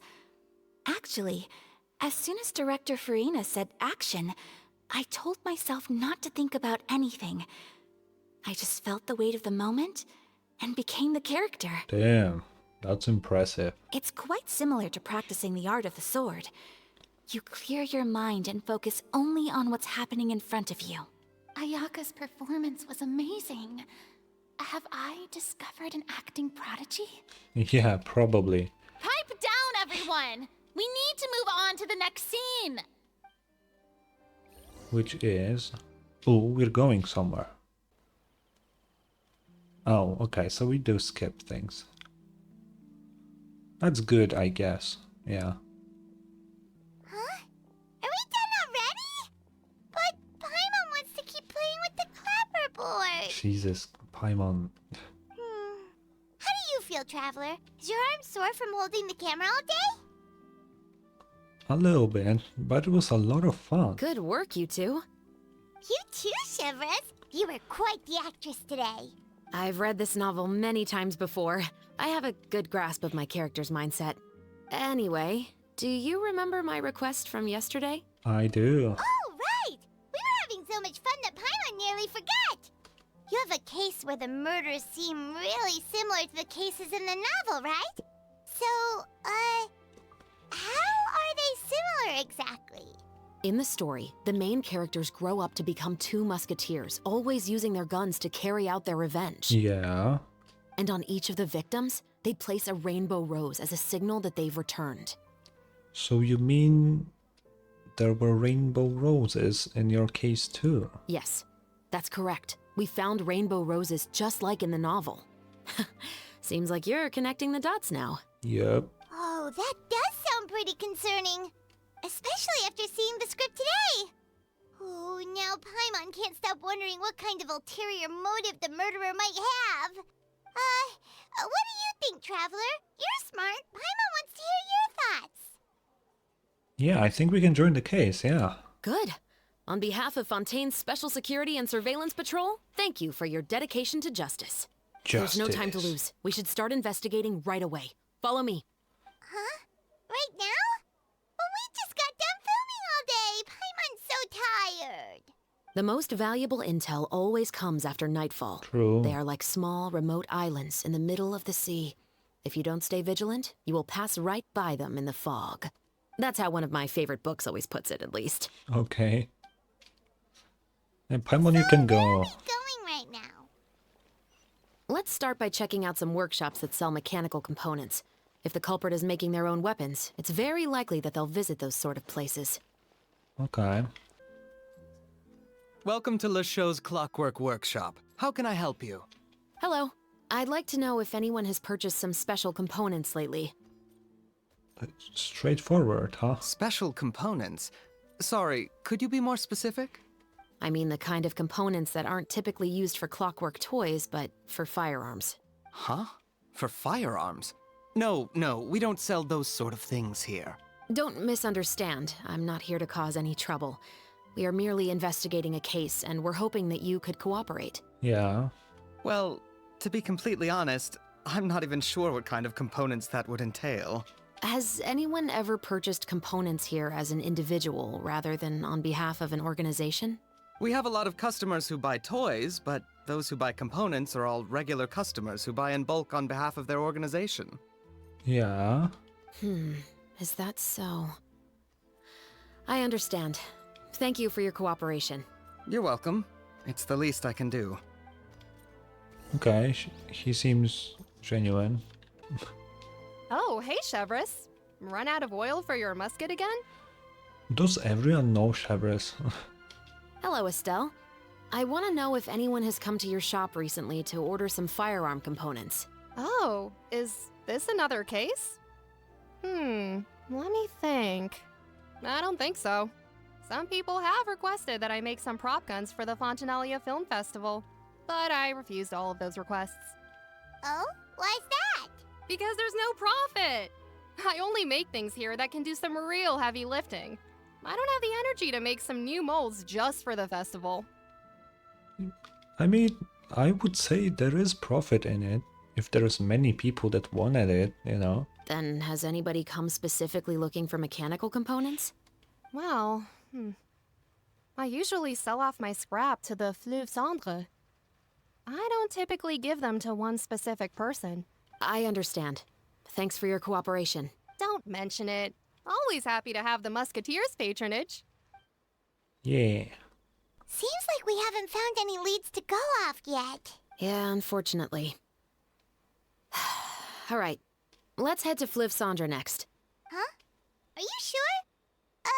People might not be so thrilled to see the captain of the special patrol there. You think so, huh? Then I guess you don't know. Oh. Huh? Know what? That I grew up in Fleuve Cendre. Oh. Oh, interesting. Oh, that's it. I thought she would say more, but okay. What is this? What's all this? Some broken planks and barrels, as well as some liquor bottles? Yes, but have a closer look, Paimon. Yeah.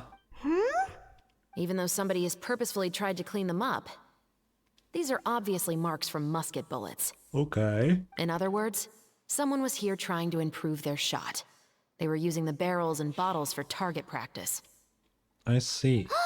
Could it have been the killer? Your guess is as good as mine. Although many people at Fleuve Cendre own guns, few hide the fact from others. And even fewer would go to such lengths to hide markings from practice shots. Anyway, let's go. There might be more to this. There definitely is.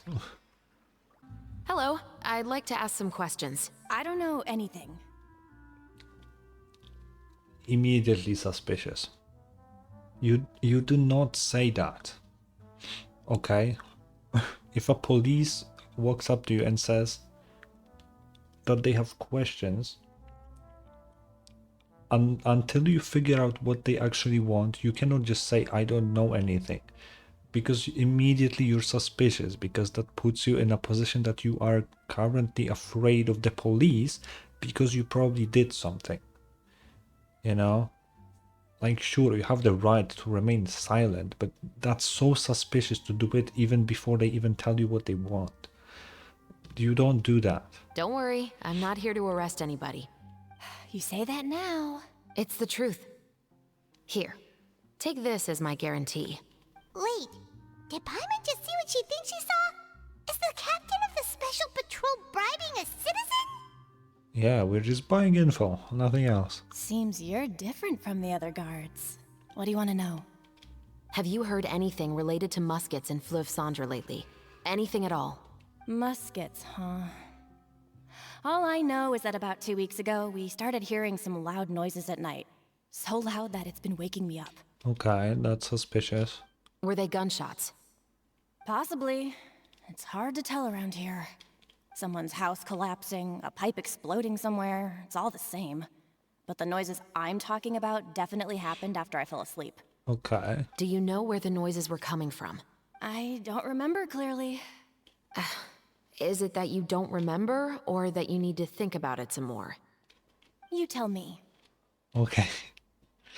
Yeah, she just needs more money. Then please, think about it some more.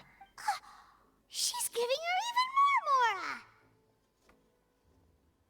even more, Yeah, I didn't see nothing. The noises came from the end of the southern waterway. I came out and had a look for myself when I wasn't sleeping well, but I didn't dare get too close. That's all I know. All right, I'll take your word for it. Thanks for the pâte de fruits. Okay. No need to be surprised. I grew up here, remember? I know how to get people around here to talk. What the? Seems you catch on pretty quick. Now then, let's keep going. Yeah, I mean, it is a pretty common trope to just have some people with info for sale. Why would you give it for free if you're not involved, you know? Yeah, what's up? A bartender needs to know something. It's always the case. It's been a while, Tetro. Please, just get on with your request. I want to know if you've heard anybody talking about muskets lately. Information isn't free, you know. I've heard that bandits have been extremely active in the countryside recently, and they've been affecting the delivery of goods to Poisson. I can allocate some more manpower to help out with that problem. What do you say? You're still as helpful as ever. Okay. One of our men got drunk at dinner about a month ago and lost his gun. 3 days later, it turned up in the corner here. What's weird about that? He just forgot where he put it, right? This is Fleuve Cendre, my friend. Anything of value left in the tavern won't ever make it to the next day. Okay. But that gun turned out to be an exception. It didn't get any new wear and tear on it, and didn't even appear to have been fired. We were quite mystified as to what could have happened. I suspect it came back because the weapon was already known to the guards. You mean, a criminal was afraid the Marechaussee Phantom would use the shot marks to track them down? Maybe. But if that's the case, the culprit really took great care to avoid getting caught. I didn't say anything about a criminal.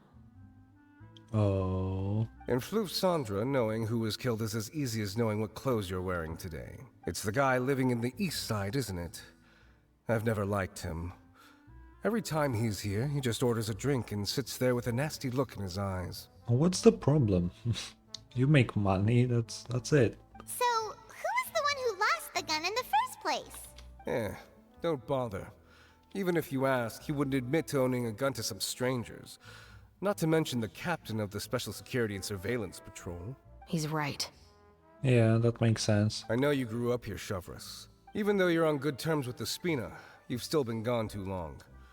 Not many people know you here now, and a lot of people don't like the Special Patrol. I know. So take my advice and don't show your face too much around here. It's for your own safety. She would be fine. I'll come and go as I please, and I'm afraid I'll be appearing more often due to my work. All right. Don't say I didn't warn you. Okay, we got some info. Seems like that's all we'll be able to uncover for today. Paimon feels like we managed to learn a lot more here than up on the surface. Yes. Assuming that everything we found is indeed connected to our suspect, then their timeline was probably something like this. A month ago, our suspect found a gun and took it home to disassemble it. Once he'd figured out its mechanics, he brought it back. In the Okay. following weeks, he used some parts to create his own makeshift musket, and took it to the Fleuve Cendre for target practice. He stole a gun to make another gun. That's interesting. Then, a few days ago, He found his target and carried out the murder. Once the deed was done, he left a rainbow rose on the body, just like the scene in the novel. That all makes sense to Paimon, but we're still no closer to figuring out the killer's identity. About the guy who died. The deceased was a resident of Fleuve Cendra. It's said that he was a poor, solitary man. But if we're following the novel, shouldn't the guy have been a nobleman? That is true. That's also something I'm trying to figure out. That is true. If we are indeed following the novel, and there's a story behind the murder, then this murder should be an act of vengeance. But according to our investigation, the deceased didn't have any enemies. Not that we know of. He was no saint, but no one's heard of a rival who hated him enough to shoot him dead. Much less care to leave a rose on his body. What message is the killer trying to convey? And to whom exactly? Could they be the novelist?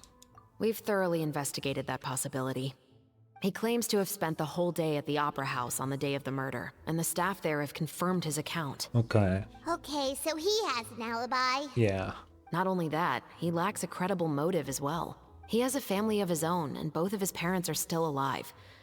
I've looked into his records. He was adopted at the age of 6, and all the proper procedures were followed. There are also records of him at an orphanage before then. In the story, the mother of the 2 musketeers was murdered after the children turned 10. Of course, he could have changed the children's ages, but I don't want to assume anything without evidence. Yeah. More importantly, I've also had a chat with him in person. He didn't seem like the kind of person who would pull the trigger to kill a man. Then, what should we do now? We have all this new information, but it doesn't help us move forward. Okay, she's saying that she doesn't feel like someone who would pull the trigger, but most of serial killers just appear like just normal dudes, you know? They don't act suspicious. And even after you catch them and you know that they're guilty, they still appear normal, like anyone else. So that doesn't really prove much, you know? It doesn't prove that they're innocent. I mean, I assume it would be too simple if it was the author, actually, but, you know. Investigations take time. I didn't expect us to catch the culprit in just a single day. How about this? Let's spend the next few days filming with the crew. We can continue the investigation once we're done with the film. I'm sure that given time, new leads will present themselves. Probably, yeah. Wait, but weren't you saying Intel is like small, remote islands in the middle of the sea just a moment ago? Wouldn't you just miss them if you were to stop looking? They can come to you. Ah, but the book had more than one reference to the islands, Paimon. Oh? What else did it say then? As long as you spend enough time sailing through the fog, you'll eventually come across an island. Yeah, that's basically what I said. Okay, the end of Act 2. Nice, okay. My right. It's filming time again! Our schedule is jam-packed for the next couple of days, too. We've got so many different locations and sets to cover. Yeah. Anyway, let's head out and meet up with the others. Let's go. Here we are.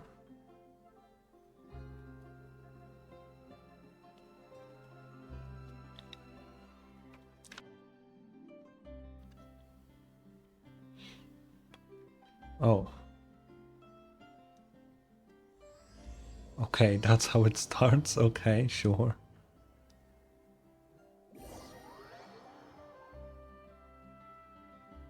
Okay, we are skipping few days. Interesting. Good work, everyone! We're looking to wrap with our 2 main ladies today. I can already smell our success. What do you mean, looking to wrap? It means completing the filming of all of their scenes. Oh, aren't you the expert now? Well, it's pretty obvious. This upcoming scene is the 2 musketeers' final confrontation with the Baron. There will be quite a bit of action, but no choreography beyond what we've already rehearsed. Anyway, get ready. Lights, camera, action! The view is beautiful tonight. It reminds me of that fateful night 10 years ago. And now that I've said it, I can even make out the faint fragrance of herbal tea in the air. Enough, villain! It's time that you pay for the death of our mother! Yeah. My dear Iris, have you forgotten your manners? How can you speak like this to your own father? He's the father? I'd sooner swallow all of my teeth than call you father. Why did he kill his wife? What did I expect? Seems the daughters have turned out to be just as obstinate as their foolish mother. In this world, mora and status is everything. She thought she could blackmail me using her children and force me to grant her recognition and concessions? Ah, how naive can a woman be? Okay, I get it now. Mother never asked a single thing of you. All she wished was for us to live a peaceful life, just like the others. It was you who personally brewed the poison of prejudice and sent Mother to her death. Compared to that deadly poison, the 2 bullets that will soon pierce through your heart will be like sweet mercy. And that's exactly why I said you're just as naive as her. Did you really think 2 muskets would be enough to defeat me? Yeah, they just shoot you. So let's see. What is stronger? Mora and power, or the 2 muskets in your hands? Okay. Get them! Oh, whoa, what the hell? Tulip! There are too many of them! We can play as It'll be Shepherds. okay. We'll cover each other, Iris. And Mother will be watching over us too. That was easy. You've lost. To think I'd lose to my own 2 kids. We are no children of yours, and we'll never call that place our home. Yeah. Then tell me, what did you do all this for? Revenge? You lost your mother, and will soon kill your father as well. What will you gain in the end, other than sentences for your crimes? We will gain our long-awaited justice. Boom. It's over. Finally, it's over.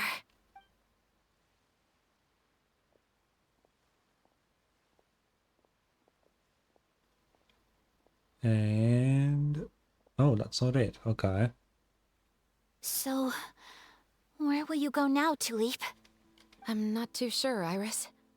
Maybe somewhere with lots of flowers? After all, Mother always did love going where the blossoms were. What about you? I want to go visit Mother's grave. Oh. Yeah, that's not a bad idea. Huh? Tulip, look! What? What is it? It's Mother's favorite. The rainbow rose. Look, it's blooming again. Excellent! That was beyond mesmerizing. Even I didn't expect the scene to go so well. And we got it in a single take. How? Not a single movie just... oh yeah, we won't take the entire movie. It's good. All right, everyone. We've got a wrap for Tulip and Iris. Okay. Congratulations, Ayaka and Chevrolet! Amazing performance. Thank you. I didn't expect our parts to wrap so quickly. I wish I could savor the experience for just a bit longer. Paimon totally understands. Paimon's not ready to say goodbye to the clapperboard either. Filming has really been a lot of fun. Just buy one Paimon and just use it in your free time if you love it so much. Jeez. You were great too, Chevrolet. The way you said, long-awaited justice. It gave Paimon chills. That is indeed my favorite line in the whole book. I still remember trying to act it out in my room the first few times I read it. Whoa, Paimon would have never guessed you're that type. Who doesn't like stories where the guilty are punished and justice prevails over evil? Don't forget, I'm the captain of the Special Security and Surveillance Patrol. Yeah, true. Captain, I have something urgent to report. Oh? Please excuse me, everyone. I'll be back in just a moment. It's okay, don't worry about us. Is it something about our case?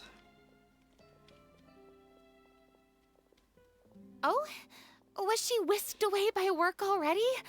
I was just about to tell her how great she did. It seemed like some urgent official business. Yeah.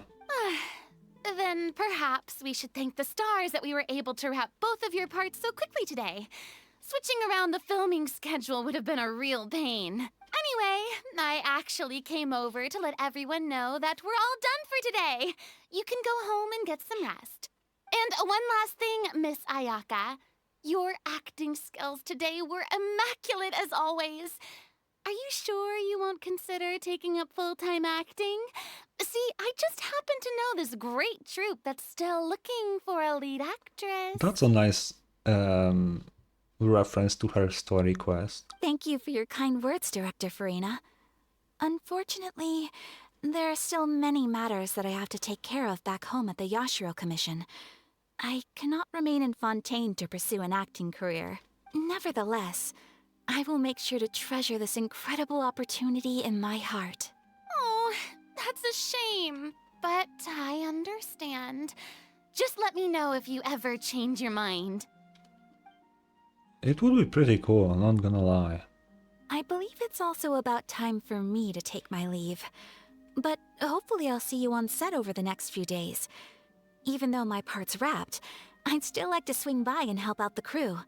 See you tomorrow, Traveler in Paimon. See ya. See you tomorrow! Okay, let's talk to Chevreuse maybe. What should we do next? Maybe we'll go investigate the case some more with Chevreuse today. Traveler, Paimon, please come with me. Yep. Huh? Where are we going? You could say that our ship has finally chanced upon one of those small, remote islands of intel. Let's go.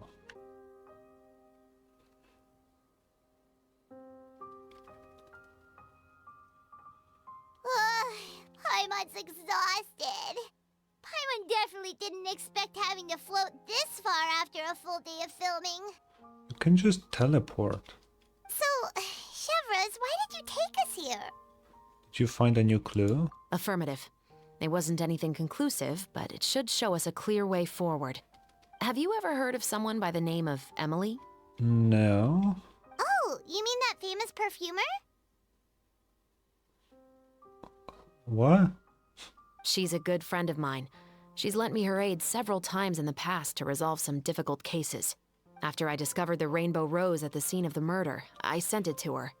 After all, she's probably the foremost expert on flowers and scents in all of Fontaine. If she's famous, maybe. And then? There was nothing remarkable about the flower or the trace amounts of soil left on it. But according to Emily, the rainbow rose left by the killer was derived from a very rare cultivar. Oh? Huh. Paimon didn't know that there were different varieties of rainbow rose. Paimon just thought they grew everywhere in the wild. Flowers that are deliberately cultivated will always show some different features from those that bloom in the wild. We already knew that the rose left at the scene belonged to a special cultivar, but with Emily's expertise, we were able to pinpoint the place where it was first picked from. Oh, Paimon gets it now. So whoever first planted that rainbow rose was probably the killer. Yeah, probably. Precisely. And after we checked what we learned against some sales records from the past, we discovered that there's only one person in all of Fontaine who could grow and sell this specific cultivar. Really? And who is it? Yeah, who is it? It's the novelist. Ooh. But didn't you say he had an alibi? To be clear, I haven't changed my mind about him. I still don't think he was the one who pulled the trigger. Wait. If the story is about two people getting revenge, he might have an accomplice, you know? However, that doesn't mean the true culprit never visited him at his home or never purchased a rainbow rose from his garden. Whatever the case, we will have to confirm a number of things with him. Yeah. So you mean the next place we need to go is... Yes, we're going to pay him a visit at his home. Okay. Where does he live, though? That should be his house. Okay. There are so many Gardamex stationed around the place. That's pretty unusual, right? According to what he told me last time we spoke, he hired them so he won't be harassed or disturbed. Okay. Huh. So there are a lot of flowers in his garden, but Paimon doesn't think we'll be able to pick one without alerting the Gardemex. Right. Which is exactly why I think there has to be a special connection between him and the killer. So, should Oops. we knock? Just wait here for now. I'd like to take care of a number of those Gardemex first. But they're so far away. How are you planning to do that? She'll just shoot him, Paimon. Don't forget, Paimon, I'm actually the real-life captain of the Musketeers. Yeah, exactly. Are we actually shooting? Ooh, are we? All clear. Let's go. Let's go. Wait! Paimon's a little nervous now that we know he could be the killer. Can we go over our plan of action again? We don't need to. I'll go knock on the door and make sure it's safe inside. Once we're sure that we're in the clear, I'll ask him to come with us for a quick round of questioning at the guard's headquarters. But can't we just arrest him? I don't think we have enough evidence for that. We still have no evidence that he's the killer, Yeah. or that he lent the killer any direct aid. Still, it would be appreciated if you could pick a rainbow rose from his garden for me while I'm talking to him. It'll help the Marachose Phantom confirm Emily's theory. Sure, no problem. Just be careful, Chevres. She'll be fine.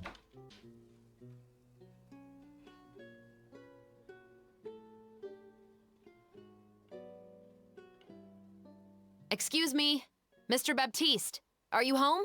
Who could it be at this hour? Oh, it's you, Officer Chevres. Would you mind accompanying me to the guard's headquarters, Mr. Baptiste? We would like to ask you some questions about a case. Yeah. Oh, is it still regarding the murder case from before? I cannot confirm or deny that at this time. So it is then. Listen, I need you to come with me, Mr. Baptiste. Miss Chevres, I'll save you the trouble. Oh, and you two over there? There's no need for you to pick my flowers either. It's not time for them to bloom yet. So he knows. Oh! Okay. So he knows. By saving me the trouble, you mean? I will confess. I was the killer. No, you weren't. I'm just saying it straight up. It's too easy.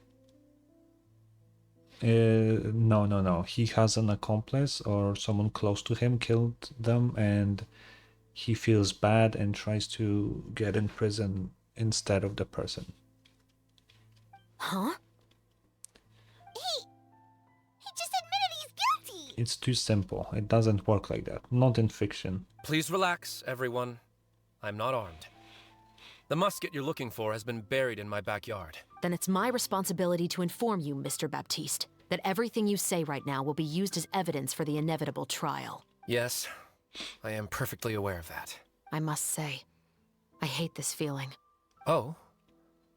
Is it because I confessed? Or because you've been proven wrong?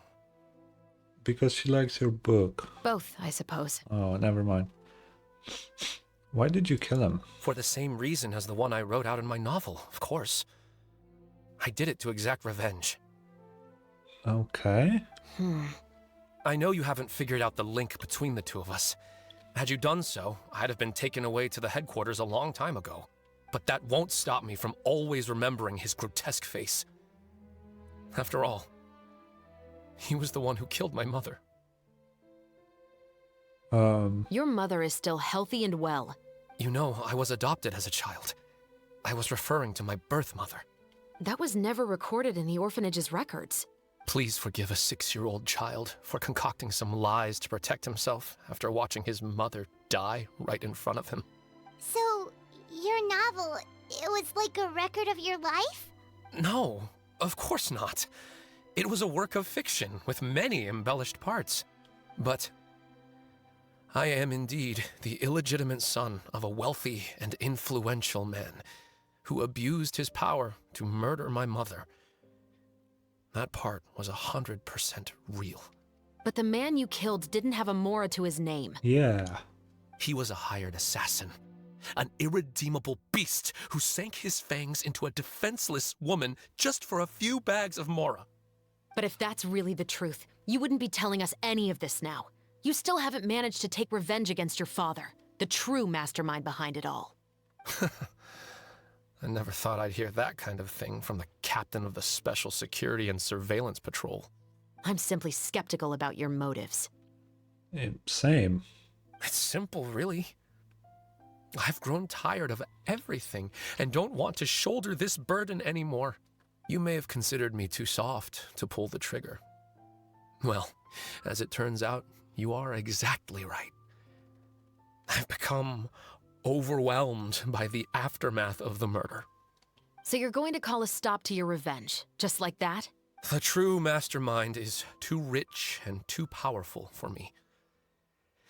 I've accepted that I will never be able to avenge my mother alone. Yeah, I don't buy that. And so what?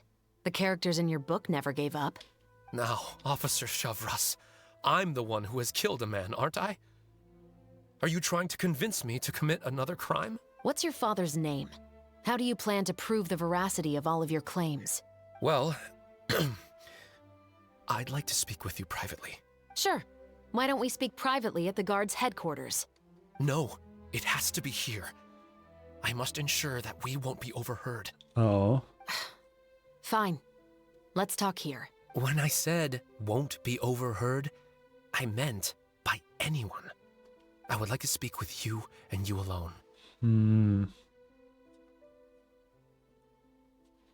I don't like that. We can go somewhere else. Thanks. I appreciate it. Please stay safe, Chevres. All It's right. weird. Let's hear it. Will you really believe what I'm about to say? Who is this novelette joining me? Well, that depends on what you're going to tell me. Fair enough.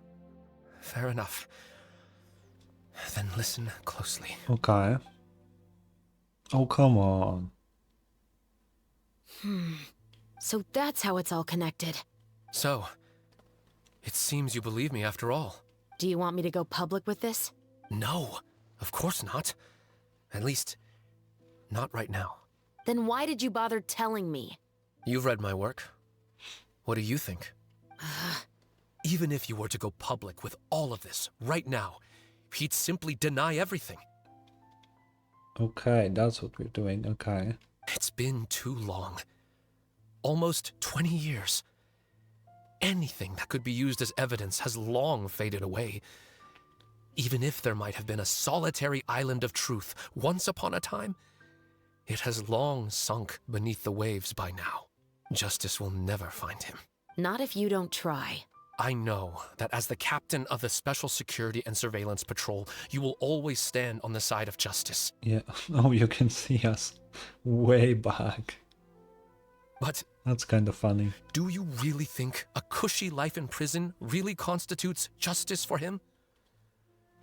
I bet he could lead an extremely comfortable life in the fortress of Meripede. No, Mora means nothing in there. What are you trying to say? I've been observing you from a distance. Your portrayal of the Musketeer was exquisite. Pull the trigger of justice against him. Let the villain get what he deserves. Okay, you cannot convince a fucking authority figure to kill someone. That's... You want me to let you go so you may complete your revenge? No, Officer Shavras. I know that would be impossible. No. What I'd like is for you to perform the deed on my behalf. He's crazy. Oh, Chevres sure is taking her time. What could they be talking about anyway?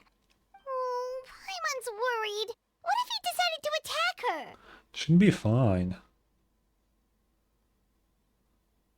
Yeah, if anything, he's the one I'd be worried about. Oh, you do have a point. Still, do you have any idea who the rich person might be? And why the novelist doesn't want us to hear what he's saying to Chevres? I'm not sure who the person could be. And I know why he doesn't want us there. It's because, like, he cannot allow anyone to hear that he's trying to convince police to commit murder, you know? Sorry to keep you waiting, you two. Hey, how did your talk go? Did you figure out who the rich person he mentioned was? I've already sent someone to escort Baptiste back to the headquarters for questioning. He wasn't lying about the musket.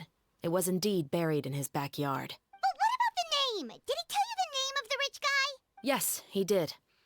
But for now, I have to return to the Special Patrol. There are still a few loose ends I need to tie up. Okay. What's going on? It feels like she's keeping something from us. I'll probably be quite busy over the next few days, so apologies if you don't see me on set. All right. Paimon understands if you can't tell us everything you know. We'll just keep an eye on the Steambird then. Actually, there's still something else I need your help with. Oh? You... You cannot do this. You... What the fuck? You cannot just do that. Thank God I did not play up like every time. Each day a new quest comes out, because I would literally die right now. What do we do now?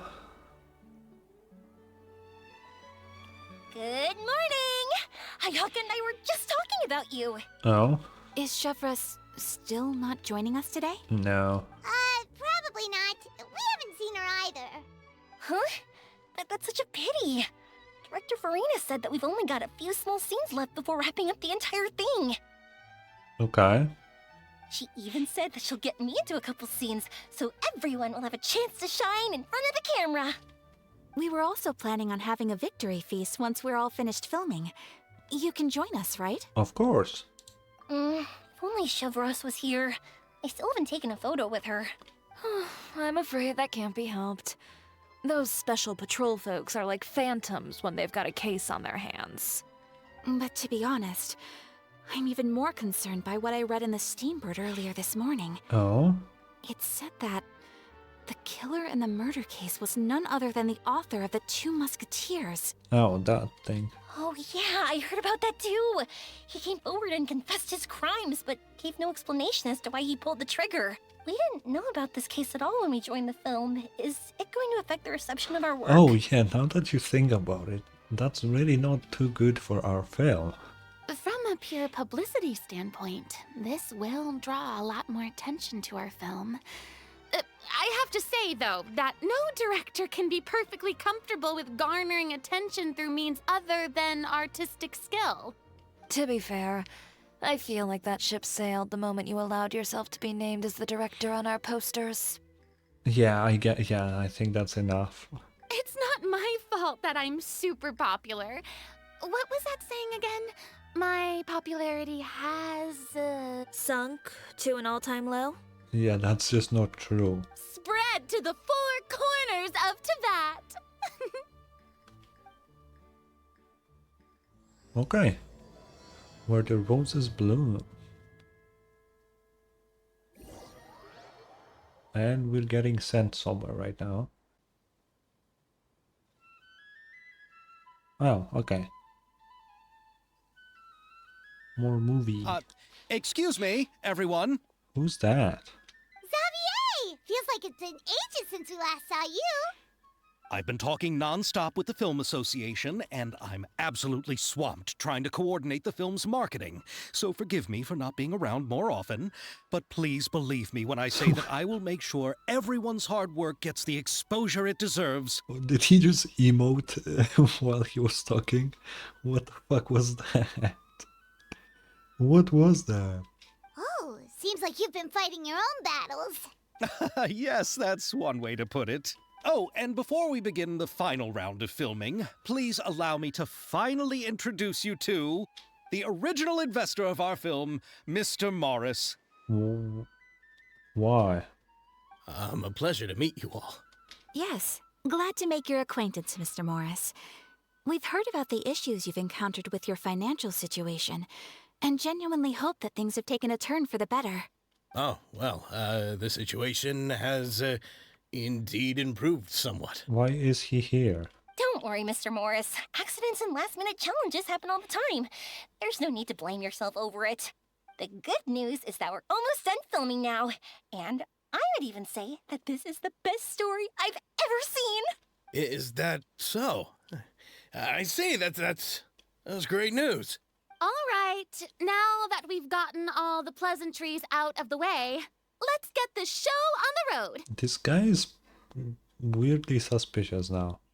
We'll mostly be filming typical people and scenery from the streets today to improve the sense of environmental ambiance in some parts of the film. Oh, and there'll be a cameo for Mr. Kamisato and Miss Yoimiya as well. They'll be used to show outsider perspectives on the fates of the two musketeers. That's right. Ayato should be here any minute. Excellent! Then let's start with the scenery shots. Camera and clapper loader, you're up. Let's go. We'll be ready. Remember, all we need are some wide zoom shots of the streets. If you happen to find some particularly lovely patches of flowers and grass, feel free to grab some close-ups of those as well. Okay. Ready? Lights! Camera! Action! Boom. Okay, now move the camera slowly. Try to focus on that flower. Why is that flower here though? What's wrong? Just adjust the focal length a bit. Something the matter? The camera seems to be broken. Huh? But wasn't it working fine for all the days before? Veronique, can we try a different camera? No problem. How about this one? All right, let's give it another try. Lights! Camera! Action! Don't tell me. This one is broken too? That's weird. Veronique, do we have any other spare ones we can use? I'm afraid we only brought these two today. What? Then go find a workshop to get them repaired right away. Oh, and you too, Bono. Go find our spare camera in the warehouse and bring it back to the set. Damn, I think it's not the cameras though. On it. There may be something Greetings, else everyone. going on. My apologies for the delay. Is something the matter, Ayaka? It seems like there are some issues with the filming equipment today. We're stuck for the moment. I see. Well, let's not just stand here twiddling our thumbs. Actors, to the makeup booth. We'll start on the next scene as soon as we get a working camera. It's weird though. The people at the workshop told me that the part which holds the lens in place seemed to have fallen off. That's super strange. It was perfectly fine just yesterday. Is someone sabotaging? Well, no time to dwell on that now. Let's get back to filming. Ahem! Quiet on set! Places, everyone! Lights! Camera! Action! By the way, have you heard about that recent murder case? Yes, I have. It seems that they've caused quite the commotion in the city. I heard that the chief of the guards is so mad about not catching the culprit that he's about to explode. Oh?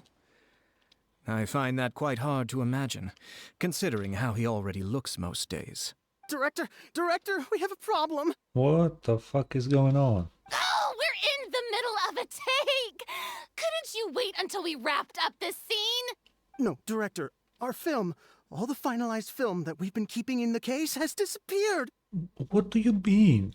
Oh, wait, what did you say? Mr. Bono, please take me to where the film was kept right away. I'm coming too. No, Yoimiya, you have to stay here. Oh. What is going on? Okay, listen up. Everyone who's not working on this current scene can go with Bono to look for the film. Everyone else, stay put and wrap up the scene. Unbelievable. How could all these problems happen in just one day? Yeah, that is weird. I really think like someone is sabotaging here. We're back. How did it go? Did you find the film? We found it in the sewers. Oh. Huh? In the sewers? Is the film still okay? We discovered it just in time, so we should still be able to salvage it. The others are checking now to see if we lost any specific scenes. That's weird. Oh, you scared me for a moment there. I nearly thought we had lost everything. I really don't want to experience that feeling of despair again. Okay, but who could have stolen the film and dumped it there? Could it be some competitors working on other films? I don't think so. But if they wanted to harass us, why wait until the last day? I mean, no, Paimon, that's completely reasonable. If we already did everything and then they just get rid of it, then we don't have the film. we cannot have a movie. That's very smart of them if that was the case, but I think someone is sabotaging here. It would be weird if it's just random people doing that. Especially that this guy just showed up suddenly out of nowhere. Okay, we don't have time to really look into it right now. Let's strike while the iron is still hot and wrap this thing up once and for all. Yeah, let's finish it. Yeah.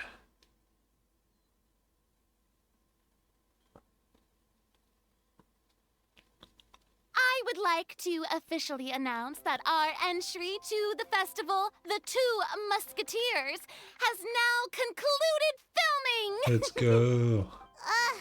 Paimon is spent. It's so late already. Even though the filming process proved to be extremely challenging, everyone provided valuable and unique contributions to the final product. Thank you all for your dedication and support. And just like Director Farina, I would also like to extend my most heartfelt thanks to all of you. Really, you've all helped me so much. Yeah, no worries, man.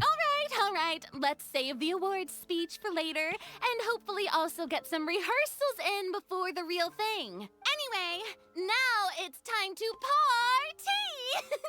Let's all make our way to the beach and have a celebration feast so loud and fun that even the blubber beast will want in. Okay, that sounds cool. Paimon wants to party! Jesus, Paimon, chill out. Okay, let's talk to... Whoa, this place is hopping. Everyone's finally getting to relax after wrapping up the film. Let's go chat with someone. What's going on here?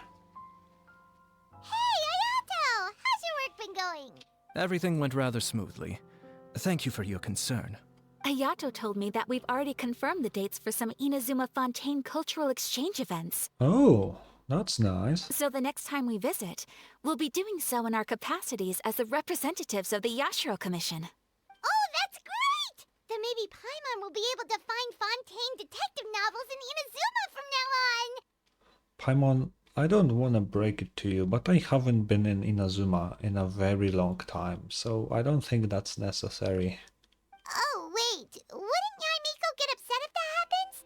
That would be stealing some of her business. As long as the novels are sufficiently interesting, I don't think she'll mind. You've got a point. She's always complaining that light novels have become bland and too predictable after all. The cultural exchange won't only feature literatures of both nations, of course.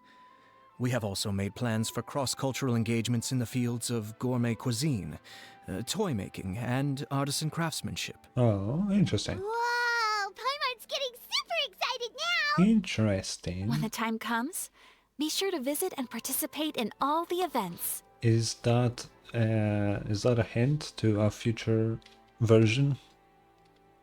Potentially, maybe. They wouldn't say it for no reason, right? What's up, Furina? Farina! Oh, my darling clapper loader and camera operator. You've both worked really hard. Paimon thinks you worked even harder than us. Honestly, Paimon was getting a little tired of playing with the clapperboard by the end of it. Worst of all, Paimon started having dreams of you shouting, "Lights, camera, action!" into Paimon's ears. The actual dream can't even start until you've yelled that. Oh, that's kind of funny. Hey, if anything, shouldn't I be more grand and delightful than your dreams? We've been through so much together, and that's how your brain remembers me? That's not Paimon's fault. We've just used the clapperboard too much lately. Anyway, what's most important is that we've wrapped the film. I'm pretty confident that we'll take first prize. You mean the Furina Award? Yeah, Furina winning the Furina Award. Pretty interesting. Hey, no need to mention the official name. Wait, now that you mention it, if we did win the prize, would Farina just get a statue of herself? Yeah, that's kind of stupid. Come on, I don't need that kind of attention. Xavier can accept the reward on our behalf. But just imagine! Farina accepting the Farina Award and holding a Farina statue. That's too many Furinas. I'm going back to my dessert now. You all can keep discussing that on your own. Yeah, it is really stupid. Okay, Chiori.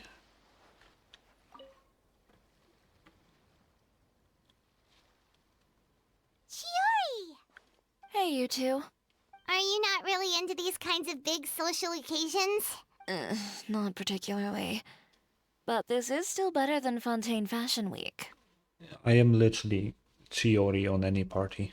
Literally, that's just me, just sitting there, you know, waiting for it to end. But if this film becomes a big hit, people will definitely come flocking to your shop. Yes, that's highly likely. As long as the film can premiere as planned. Are you still worried about the case? That and all the obstacles we had to face today. Yeah, it is pretty weird. You're right. It's as if all our bad luck just manifested at once. But why today of all days? Okay, you couldn't be more obvious. No, it's nothing. We've already delivered the film to the editors, so there should be nothing more to worry about. How are you doing, Mr. Morris? You having a good time? Well, you could say that. Do you happen to know when the party is scheduled to end? Judging by how much fun everyone's having, I'd say probably not until well after midnight. Is there something that you still have to take care of at home, Mr. Morris?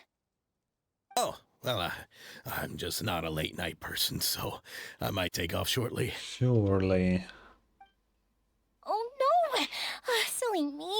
I almost forgot something super important. Oh, what is it? I prepared a whole batch of fireworks for the party, but I forgot to bring them over from the warehouse. Fireworks, you say? That's truly a pity. Sorry things didn't go as planned. Could you help me carry them over, Mr. Morris? I won't be able to fetch all of them by myself. Oh. Me? Are you sure that you can't find anyone else? I just wanted to make this a surprise for everyone. The warehouse isn't far from here. We'll be there in no time. Pretty please, Mr. Morris. These are some of the best fireworks I've ever made. So I also want you to see them before you leave. They're stunning. I promise that they'll be a once-in-a-lifetime experience that you'll never forget. Okay. But I'm thinking now about, because just the trailer popped into my mind and we see Yoimiya laying on the ground, dead. Obviously she will not die. I refuse to believe in playable character death in Genshin until they actually do it. I just refuse. They had so many good opportunities and they did not take any of them. It's okay, just come with me. If we're sneaky enough, nobody else will see us leaving. all right. What will happen here? The warehouse is right over here. I moved the fireworks there in advance, so it shouldn't be too much work bringing them back. It's still a ways away from the party. It's literally right here. Sorry about that, Mr. Morris. It's probably because I'm used to carrying fireworks all the time, so it doesn't feel like a lot of work to me. It's not that far away, man. Oh, we're actually... Oh. Oh, we're actually going in. It's dark in here. Oh. Wait here, Mr. Morris. I think the light switch should be somewhere over here. Why did I have to get roped into this? What was that?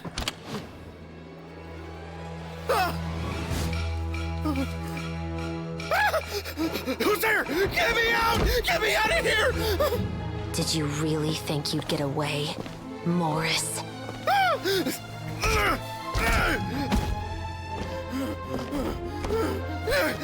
You've got the wrong guy. It wasn't me. I'm not the killer. You know, Eliza died a far more heroic death than this. She fought your assassin to the end, to save the children she had hidden beneath the floorboards.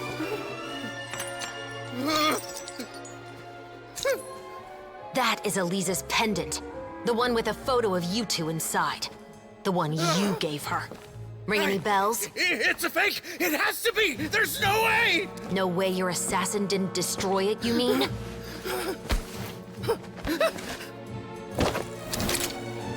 Did you ever love her, Morris? Or was killing her always the plan? No, please. Listen to me. I told Eliza to keep us a secret. I paid her plenty for her silence. I never thought she'd keep the child. Everything was gonna come out, and I had no choice. She'd force my hand. No! I'm begging you. I have money. Just name your price, please. You can keep your Mora, and you can go to hell. Yeah, I thought it's a fake. I'm Captain Shovraz of the Special Patrol. Morris, you're under arrest for Eliza's murder. Huh? Hmm?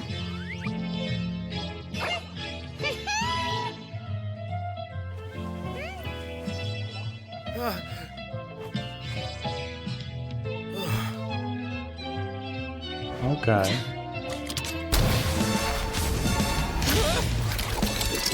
You're under arrest too, prop manager Veronique. Or perhaps I should call you the second Musketeer.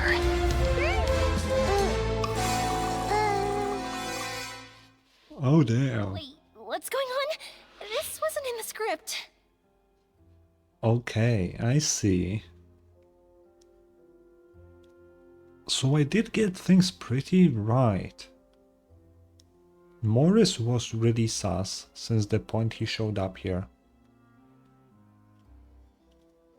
I knew there will be someone on the inside sabotaging, so there we go. And obviously the Traveler had to know what is going on here, because Chevreuse did ask us for something but didn't tell us.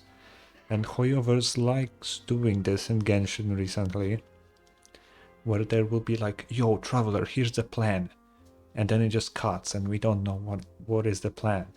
So obviously we knew. And as I said, obviously Yoimiya cannot be dead, because Genshin doesn't kill anyone so far, so yeah. Interesting. I really thought he will die, by the way. That was a really good cutscene, by the way. Really nice. Drop the gun, Veronique. Why? Why would you keep me from exacting revenge on this heartless monster? Drop your weapon. This is my final warning. What is going on? Do I have to spell it out for you, Morris? Everything that took place just now was staged to get you to confess the truth. But this last part is all improv, of course. Chevreuse, you told us you wanted us to help you stage a play. You never said anything about the second Musketeer. It's because even I had no way to confirm my theory until now. Yeah. Thank you for your performance, Yoimiya. Could I trouble you to go and bring in the other Special Patrol members? They should be on standby just outside. Oh, and please tell the other cast members not to worry about us. We'll be rejoining them shortly. On it!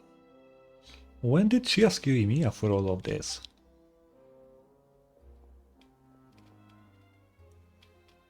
So what do you think, Morris? Care to talk about what happened 20 years ago?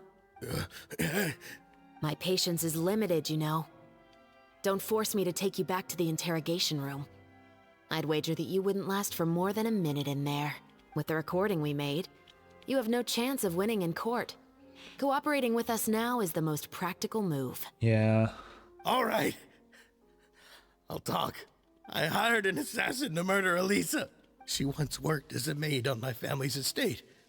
She was very beautiful, and after some time I fell for her. Wait, so he actually loved her? That's even dumber. We kept our relationship a secret and carried out an affair for some time, but it wasn't long before she became pregnant.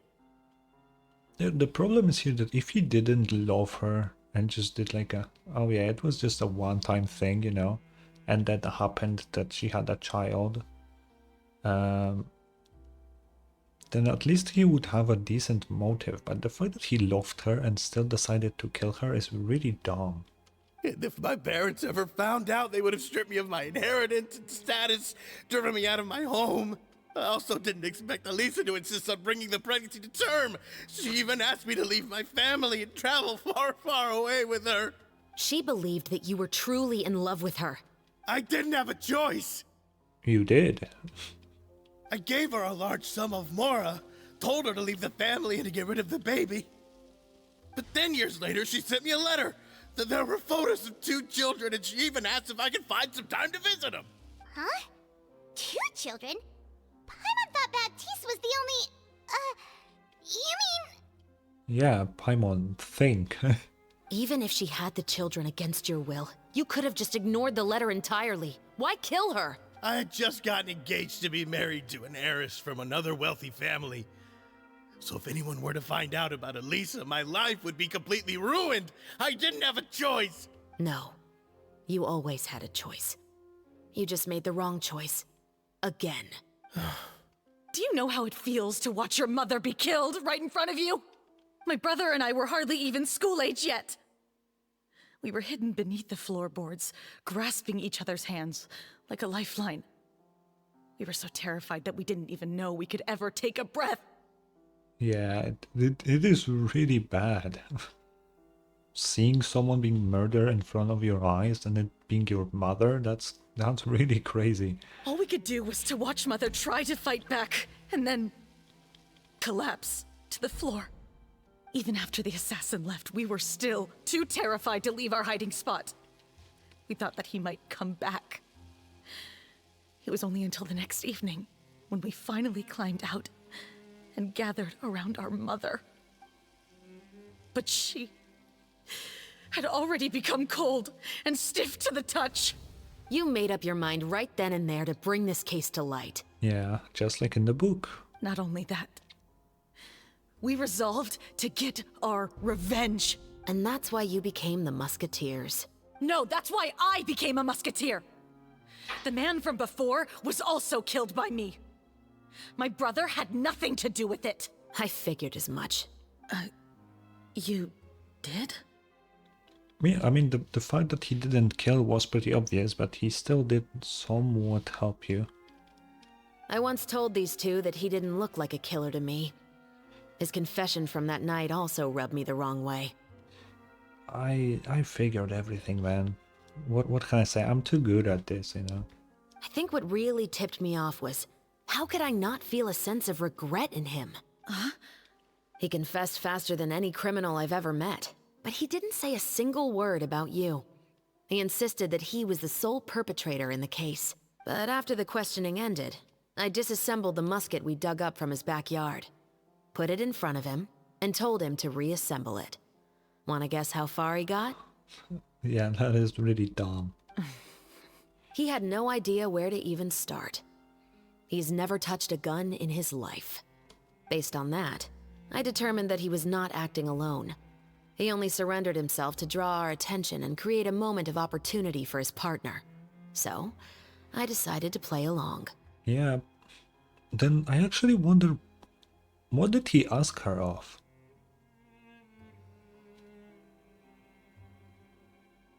Wait, but no, wait. Because we didn't hear the whole conversation Chevres had with him, but he did ask her to just kill the guy, right? Huh. And as expected, the second musketeer followed us without hesitation once she saw Morris get separated from the rest of the cast. Besides, why else would he call the novel The Two Musketeers? But how did you know it was Veronique? I figured it out the moment Baptiste told me his father's name. Oh? That so-called financial crisis was all just a ruse. He just wanted to sign up as the investor and then leave the film without any source of funding. After all, he has a vested interest in minimizing the reach of this story. It's really just the same thing as what he did to Eliza all those years ago. Oh yeah, I guess. Yeah, that makes sense. Human scum. But then Xavier pulled out all the stops and got the film made against all odds. Morris couldn't have that.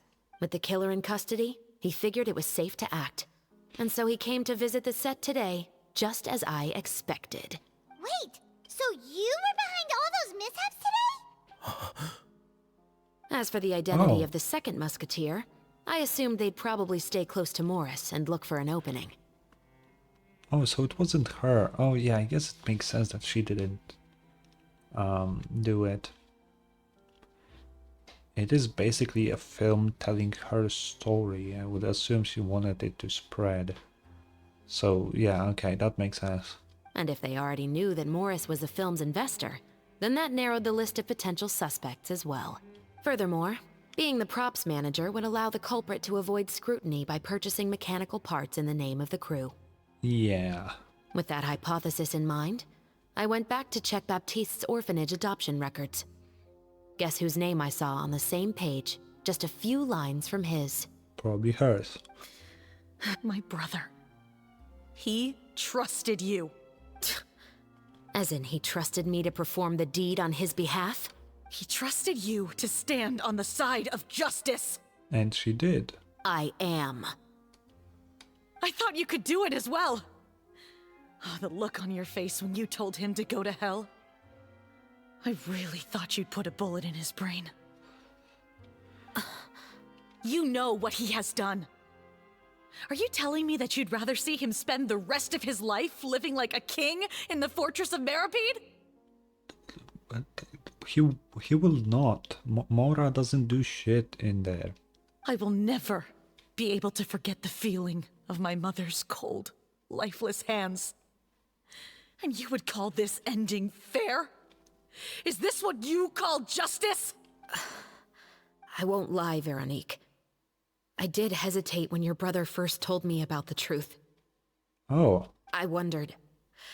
I agonized over whether I should really put a bullet in his head. So why don't you? Because that should never be how justice is carried out in this world. Yeah, exactly. Revenge is not justice. Perhaps, to you, justice is simply reciprocated. An eye for an eye, and a life for a life. But everyone has their own understanding of justice. If everyone were to pursue their own definition of it, there would be no more order in this world. True. Today, you'll kill Morris. And tomorrow, his children may come for you. The world cannot render judgments based on a desire for revenge. That will only lead to a cycle of revenge, as well as the destruction of order and civilized society. Fontaine is founded on a set of laws and a standardized code of justice. That is why we are the nation of justice. Yep. But with all that said, I will promise you this. Morris will not lead a cushy life in the fortress of Meripede. Yeah, we can just talk to Risley, you know. He will do something about him. Chevros, the rest of the Special Patrol is here. Thank you so much, Yoimiya. Letelier, Terena, please take them away. Okay. I still can't agree with your reasoning. I know. Justice has not been delivered. At least, not today. Chevros. Let's go. We should give an explanation to the crew. Are you okay? Thank you for your concern. I'm fine. I'm just thinking about the things in life that have driven people to take justice into their own hands. Okay. By the way, the building we were in was not as big outside. I just need to point that out. It was really big on the inside, and it shouldn't have been. Who would have thought Morris would turn out to be... I'm at a loss of words. How could he have done something like this? I'm just glad that you're all safe and sound. Who knew that such a labyrinth of cases would be behind this story? Yeah. Well, what should we do now? We have a finished film, of course, but should we still go ahead with the premiere? Yeah. What do you mean? Shouldn't you be even more motivated to spread the word now that you've learned the truth? Chiori is right. I'd also like more people to see this story for themselves. But the real ending of the story seems to have deviated somewhat from the one in the script. Is that still acceptable to you, Miss Chevreuse? Why not? The call is yours. We still have time to reshoot an ending if that's what you'd like. No, it's fine as is. I like what we have for the catharsis. Romanticism is what gives works of art their appeal. Fiction is able to explore means of restitution that could never work in real life. Yeah. Just like the real world, the world of stories also has its own set of rules and justice. These different possibilities are what initially drew me to reading in the first place. Sounds good to me. I support your decision. What about Veronique? Will she be okay? I mean, she'll go to prison, that's it. She will soon face her judgment alongside her brother and Morris. If I had to guess, they'll probably all be sent to the fortress of Meripede. I'll make sure to give Risley a heads up about it. Yeah. Oh, you mean that kind of heads up? What do you mean by that? Exactly. What do you mean? All right, then the matter's settled. Now that everything's been taken care of, there's no reason for us to keep looking all gloomy and grumpy. Let's get back to the feast and enjoy each other's company. We'll be starting the post-production process tomorrow. Okay. You should join us, Chevreuse. You missed the first few hours of the party, didn't you? All right. Count me in. Let's then go. I'll wait for you over there. There's still some good news that I'd like to share with Chevreuse. Oh? Traveler, Paimon, could you wait for me by the sea after the party ends? I'd like to go on a brief walk with the two of you. Absolutely. Thank you very much. Okay. Ooh, they're playing cards.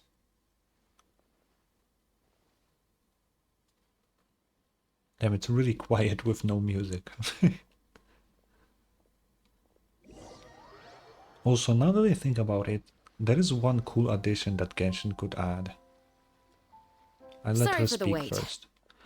One cool addition to the game would be, we're currently in the overworld, obviously, but the music that plays is always the music of that area, which just absolutely doesn't fit sometimes. You can have the happiest moment in the game and you hear some like really slow, really sad song, like it just doesn't fit at all. It would be cool if there was just a track that plays for the quest, you know? I'm not saying make a completely new one, but just have a set one that loops constantly throughout the dialogue, right? That would be way better than just having a unmatching song, you know? Oh, we weren't waiting long at all. Is there something else you wanted to tell us? No, I don't have anything new to share. I just felt that since you were my investigation partners, I should have another conversation with the two of you. Okay. Traveler, how would you have responded to Baptiste's request if you were in my shoes? I would do the same as you. Is that so? Well, thanks for sharing. When I was young, my father often took me here to swim. We'd come rain or shine, even when it was freezing cold. Damn. He told me that swimming was the best activity to train one's strength of will. You could never give up before reaching the shore, especially when the water was cold. I can see that, yeah. Oh? Why's that? 'Cause you'll drown. Because the moment you give up would be the moment you die. At that point, I still hadn't received my vision. I don't think a vision would help you not drown. One winter, the chilly wind felt almost like knives on my skin, and the seawater was so frigid that it numbed my toes the moment I stepped in. I cried and begged my father to spare me from having to swim across, but he wouldn't listen. He used to be a member of the Special Patrol as well. You could say it was his way of educating his children. Interesting way. That sounds awful. When he saw that I wouldn't stop crying, he just picked me up and tossed me into the icy water. Okay, I heard that a lot of people teach their children how to swim that way, but it really doesn't sound great. The bone-chilling cold took away my senses. I couldn't feel anything but fear and rage.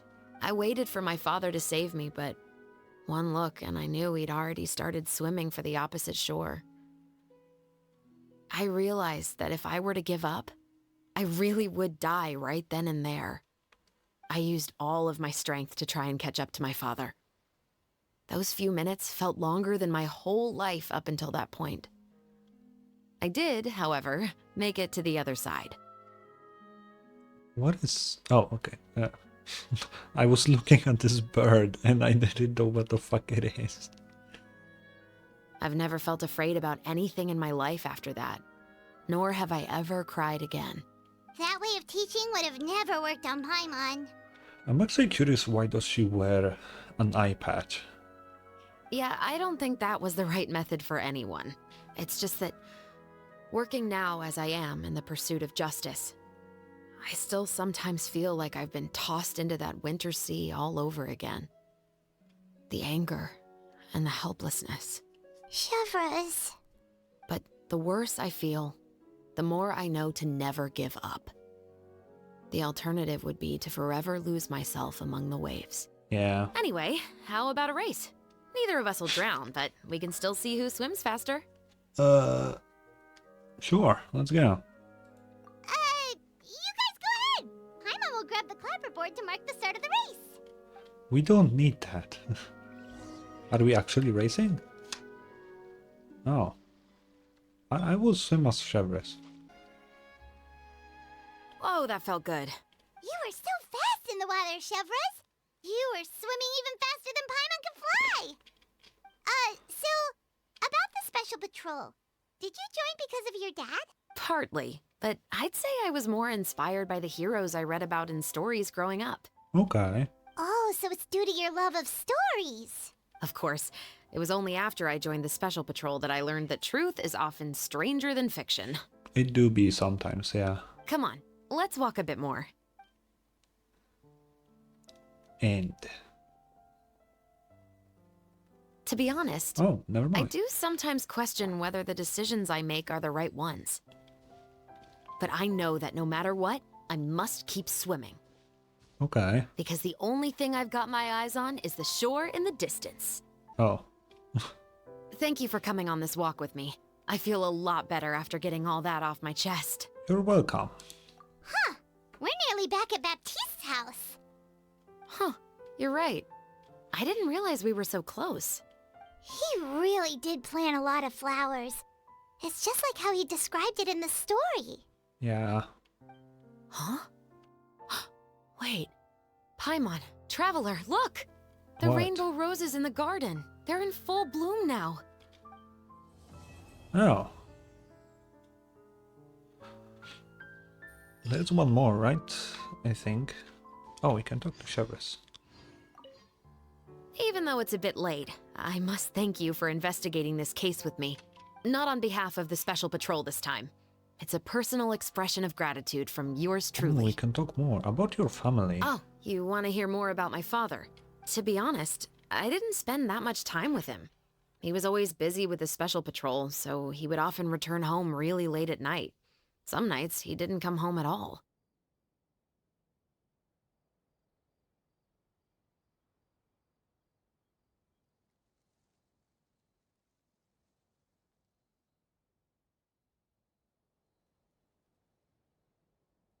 Okay. I had to do something very quickly. I'm back now. Once, he didn't come home for a long time, maybe a whole week or so. Oh. When I went out to buy food, I learned that he had become a criminal, and by extension, that made me a criminal's daughter. Oh. But we can talk about that another day. Okay. About the case. I actually have a lot of sympathy for Veronique and Baptiste. I can understand the hatred they feel for their father. But that doesn't mean I'll allow them to walk the path of evil, even if it might lead to another sense of justice. Yeah. About the film. Films are different from the real world. They're a form of art and represent the wishes in people's hearts. I adore the two Musketeers, and I'm very happy to have had the opportunity to act the role as one. I can't wait to catch the film when it premieres in the Opera House. I'm looking forward to seeing the audience's reaction to the climactic ending. Yeah, please take care. Thank you for looking out for me. I'll see you at the award ceremony. I'd be very surprised if we don't win. Same, honestly. Wait 2 days. Okay, we can do that. Okay, let's see. Some time passes after that. The film has a successful premiere and the Musket murder case also successfully comes to an end. Hey, it's been a while. Hey there, you two! Sorry I've been scarce. I've been buried in marketing and preparing the film for release ever since we wrapped post-production. The award ceremony is today, right? Paimon wonders if we'll win the Farina Award. I'd give it a 90% chance. 90? Farina!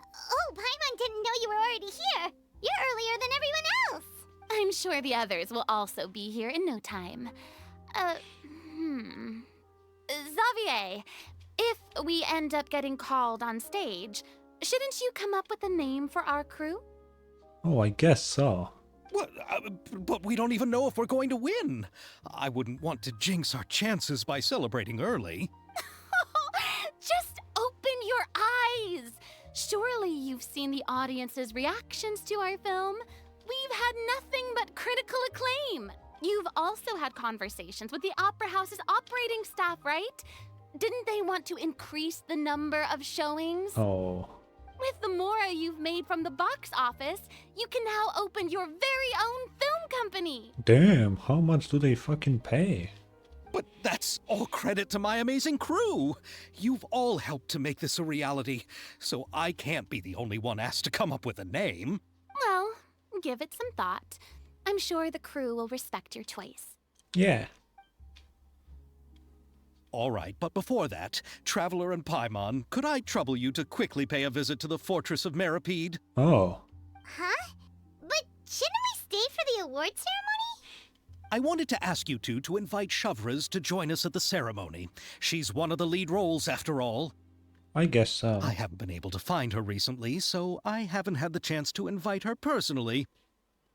According to the papers, the culprits of the Musket murder case will be personally escorted today by the captain of the Special Patrol to the Fortress of Meripede. Okay. Oh, Paimon gets it now. It will be a piece of cake for us. Yep, just wait here, Xavier. And maybe try to come up with a few snappy-sounding names. All right, then I'll leave you to it. Okay, let's go. Oh. This is as far as I'll be taking them. I'll leave the three of them to you now. There he is. Got another errand to run? Something like that. I'm expected at a party. Now that's something you don't hear every day.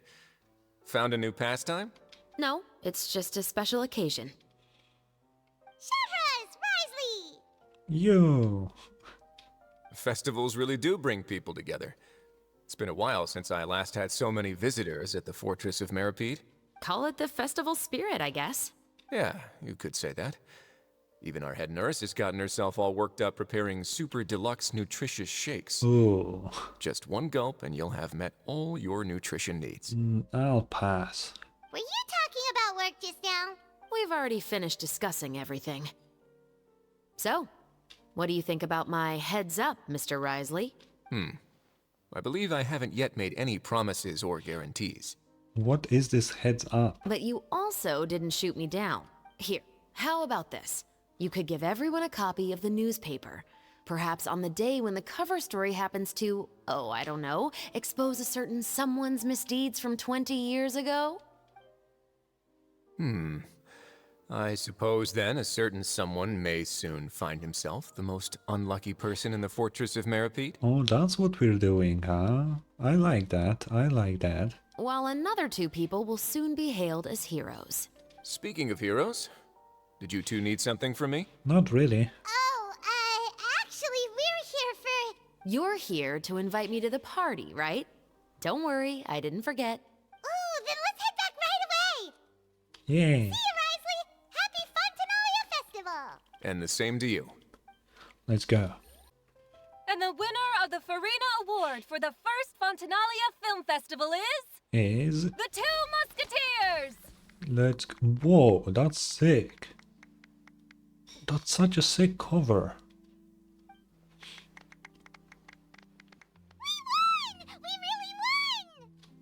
Yeah. Congratulations, Mr. Xavier. We won? I can't believe it! I really can't thank all of you enough! See? My takes on Fontaine's entertainment industry have never been wrong. Now, please welcome to the stage the producer of The Two Musketeers, Mr. Xavier! Yeah.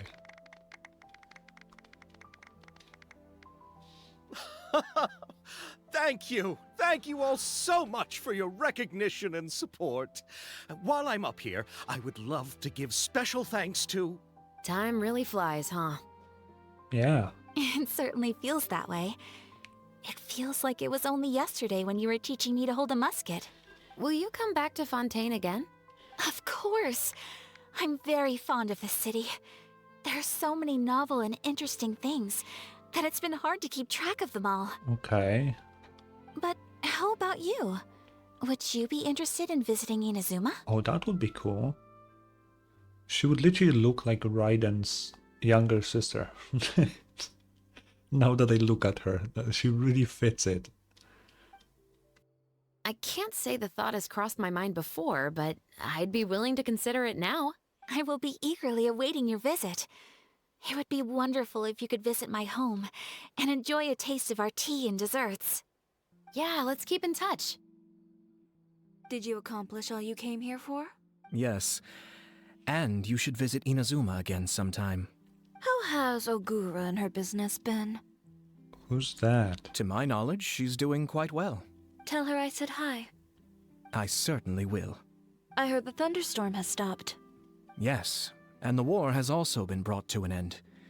Peace and prosperity has returned to the islands. They are really speaking very shortly. I quite like the sound of that. Perfect for hanging textiles out to dry. I'd like to offer my thanks again to the entire cast and crew. Without you, I would have never completed this film, much less had the opportunity to be standing on this stage. With the support of my entire crew, I would like to officially announce our film company, Musketeer Pictures.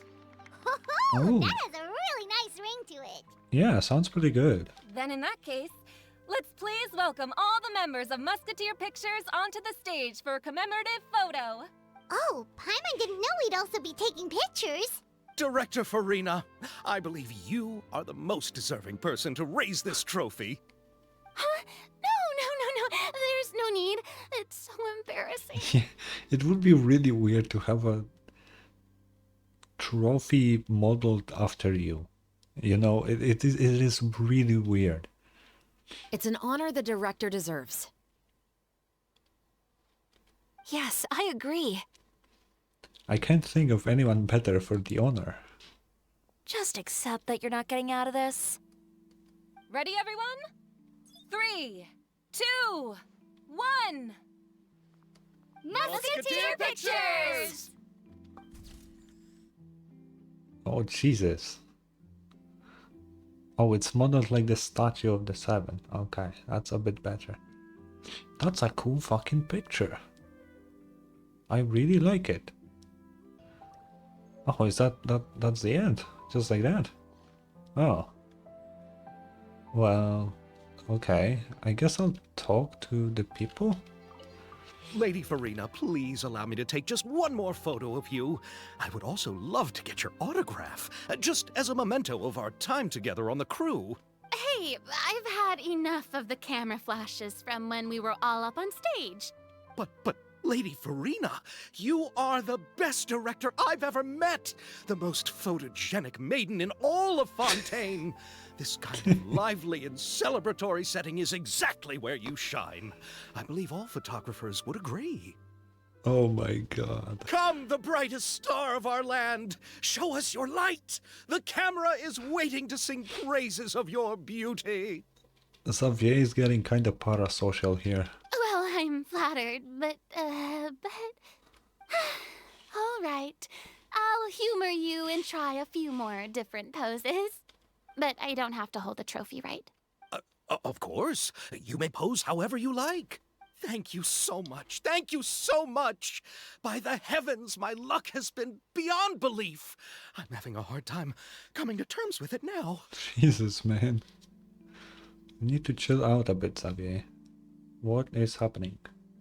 Okay, that was a really weird pause. Okay, so we have those two here. Miss Yoimiya, we haven't had the chance to talk, but please accept my thanks for everything you've done over the past few days. Oh, but I feel like I didn't do anything out of the ordinary. I'm very grateful for your assistance during that special performance in the warehouse. Yeah, that was... yeah. It was always going to be somewhat risky, to engage and draw away Morris all on your own. You're only a civilian and have never been trained to act in such a dangerous situation. I mean, she's a vision user. We know that no one has anything when it comes to a vision user. Don't say it like that. As the director's assistant, it was my duty to help out the crew however I could. It was an honor to help you solve the case. I have to admit, though, my heart was thumping super hard the entire time I was laying on the ground. I was scared that everyone would notice. You did great. Oh, and before I forget, if you ever visit Inazuma, please come and pay a visit to Naganohara Fireworks. I'll make some fireworks for you. I even know what shape I'd make. Damn. I'm guessing a musket. Telling you now would ruin the surprise. If you really want to see it, just come and visit me. It is probably a musket. Wait, where is the rest? Oh yeah, there she is. You. It's you. Is there something I can help Oh, you we with? can actually get a lot of info about the boutique. Interested in our couture services? Just give me the word. Thanks to you, we were also able to premiere the film in time. Its success has increased the reach of my brand. But we didn't really do anything. There's no need to be humble. You helped Xavier and Chevreuse, and even Kirara's told me many good things about you. They are all my friends. You've done far more than what you give yourself credit for. Okay. About your work. I am merely a fashion designer. I don't have anything else I moonlight as. But when you run a business, it's inevitable that as you make more friends, you'll also encounter all sorts of thorny issues. You scratch my back, I'll scratch yours. It's just the common sense of business. I see. About the film. Xavier's over the moon now that he's actually won the Farina Award. Maybe I'll actually find him in the fountain the next time I see him. The demand for couture at my boutique has also increased. So much so that I don't have enough staff to handle it. Looks like I'm one step closer to achieving my dream. Maybe. Anyway, you will always be welcome at Chioria Boutique. I would love to see you both again at the upcoming Fontaine Fashion Week as well. Okay. I don't have any more questions. Okay. See you around.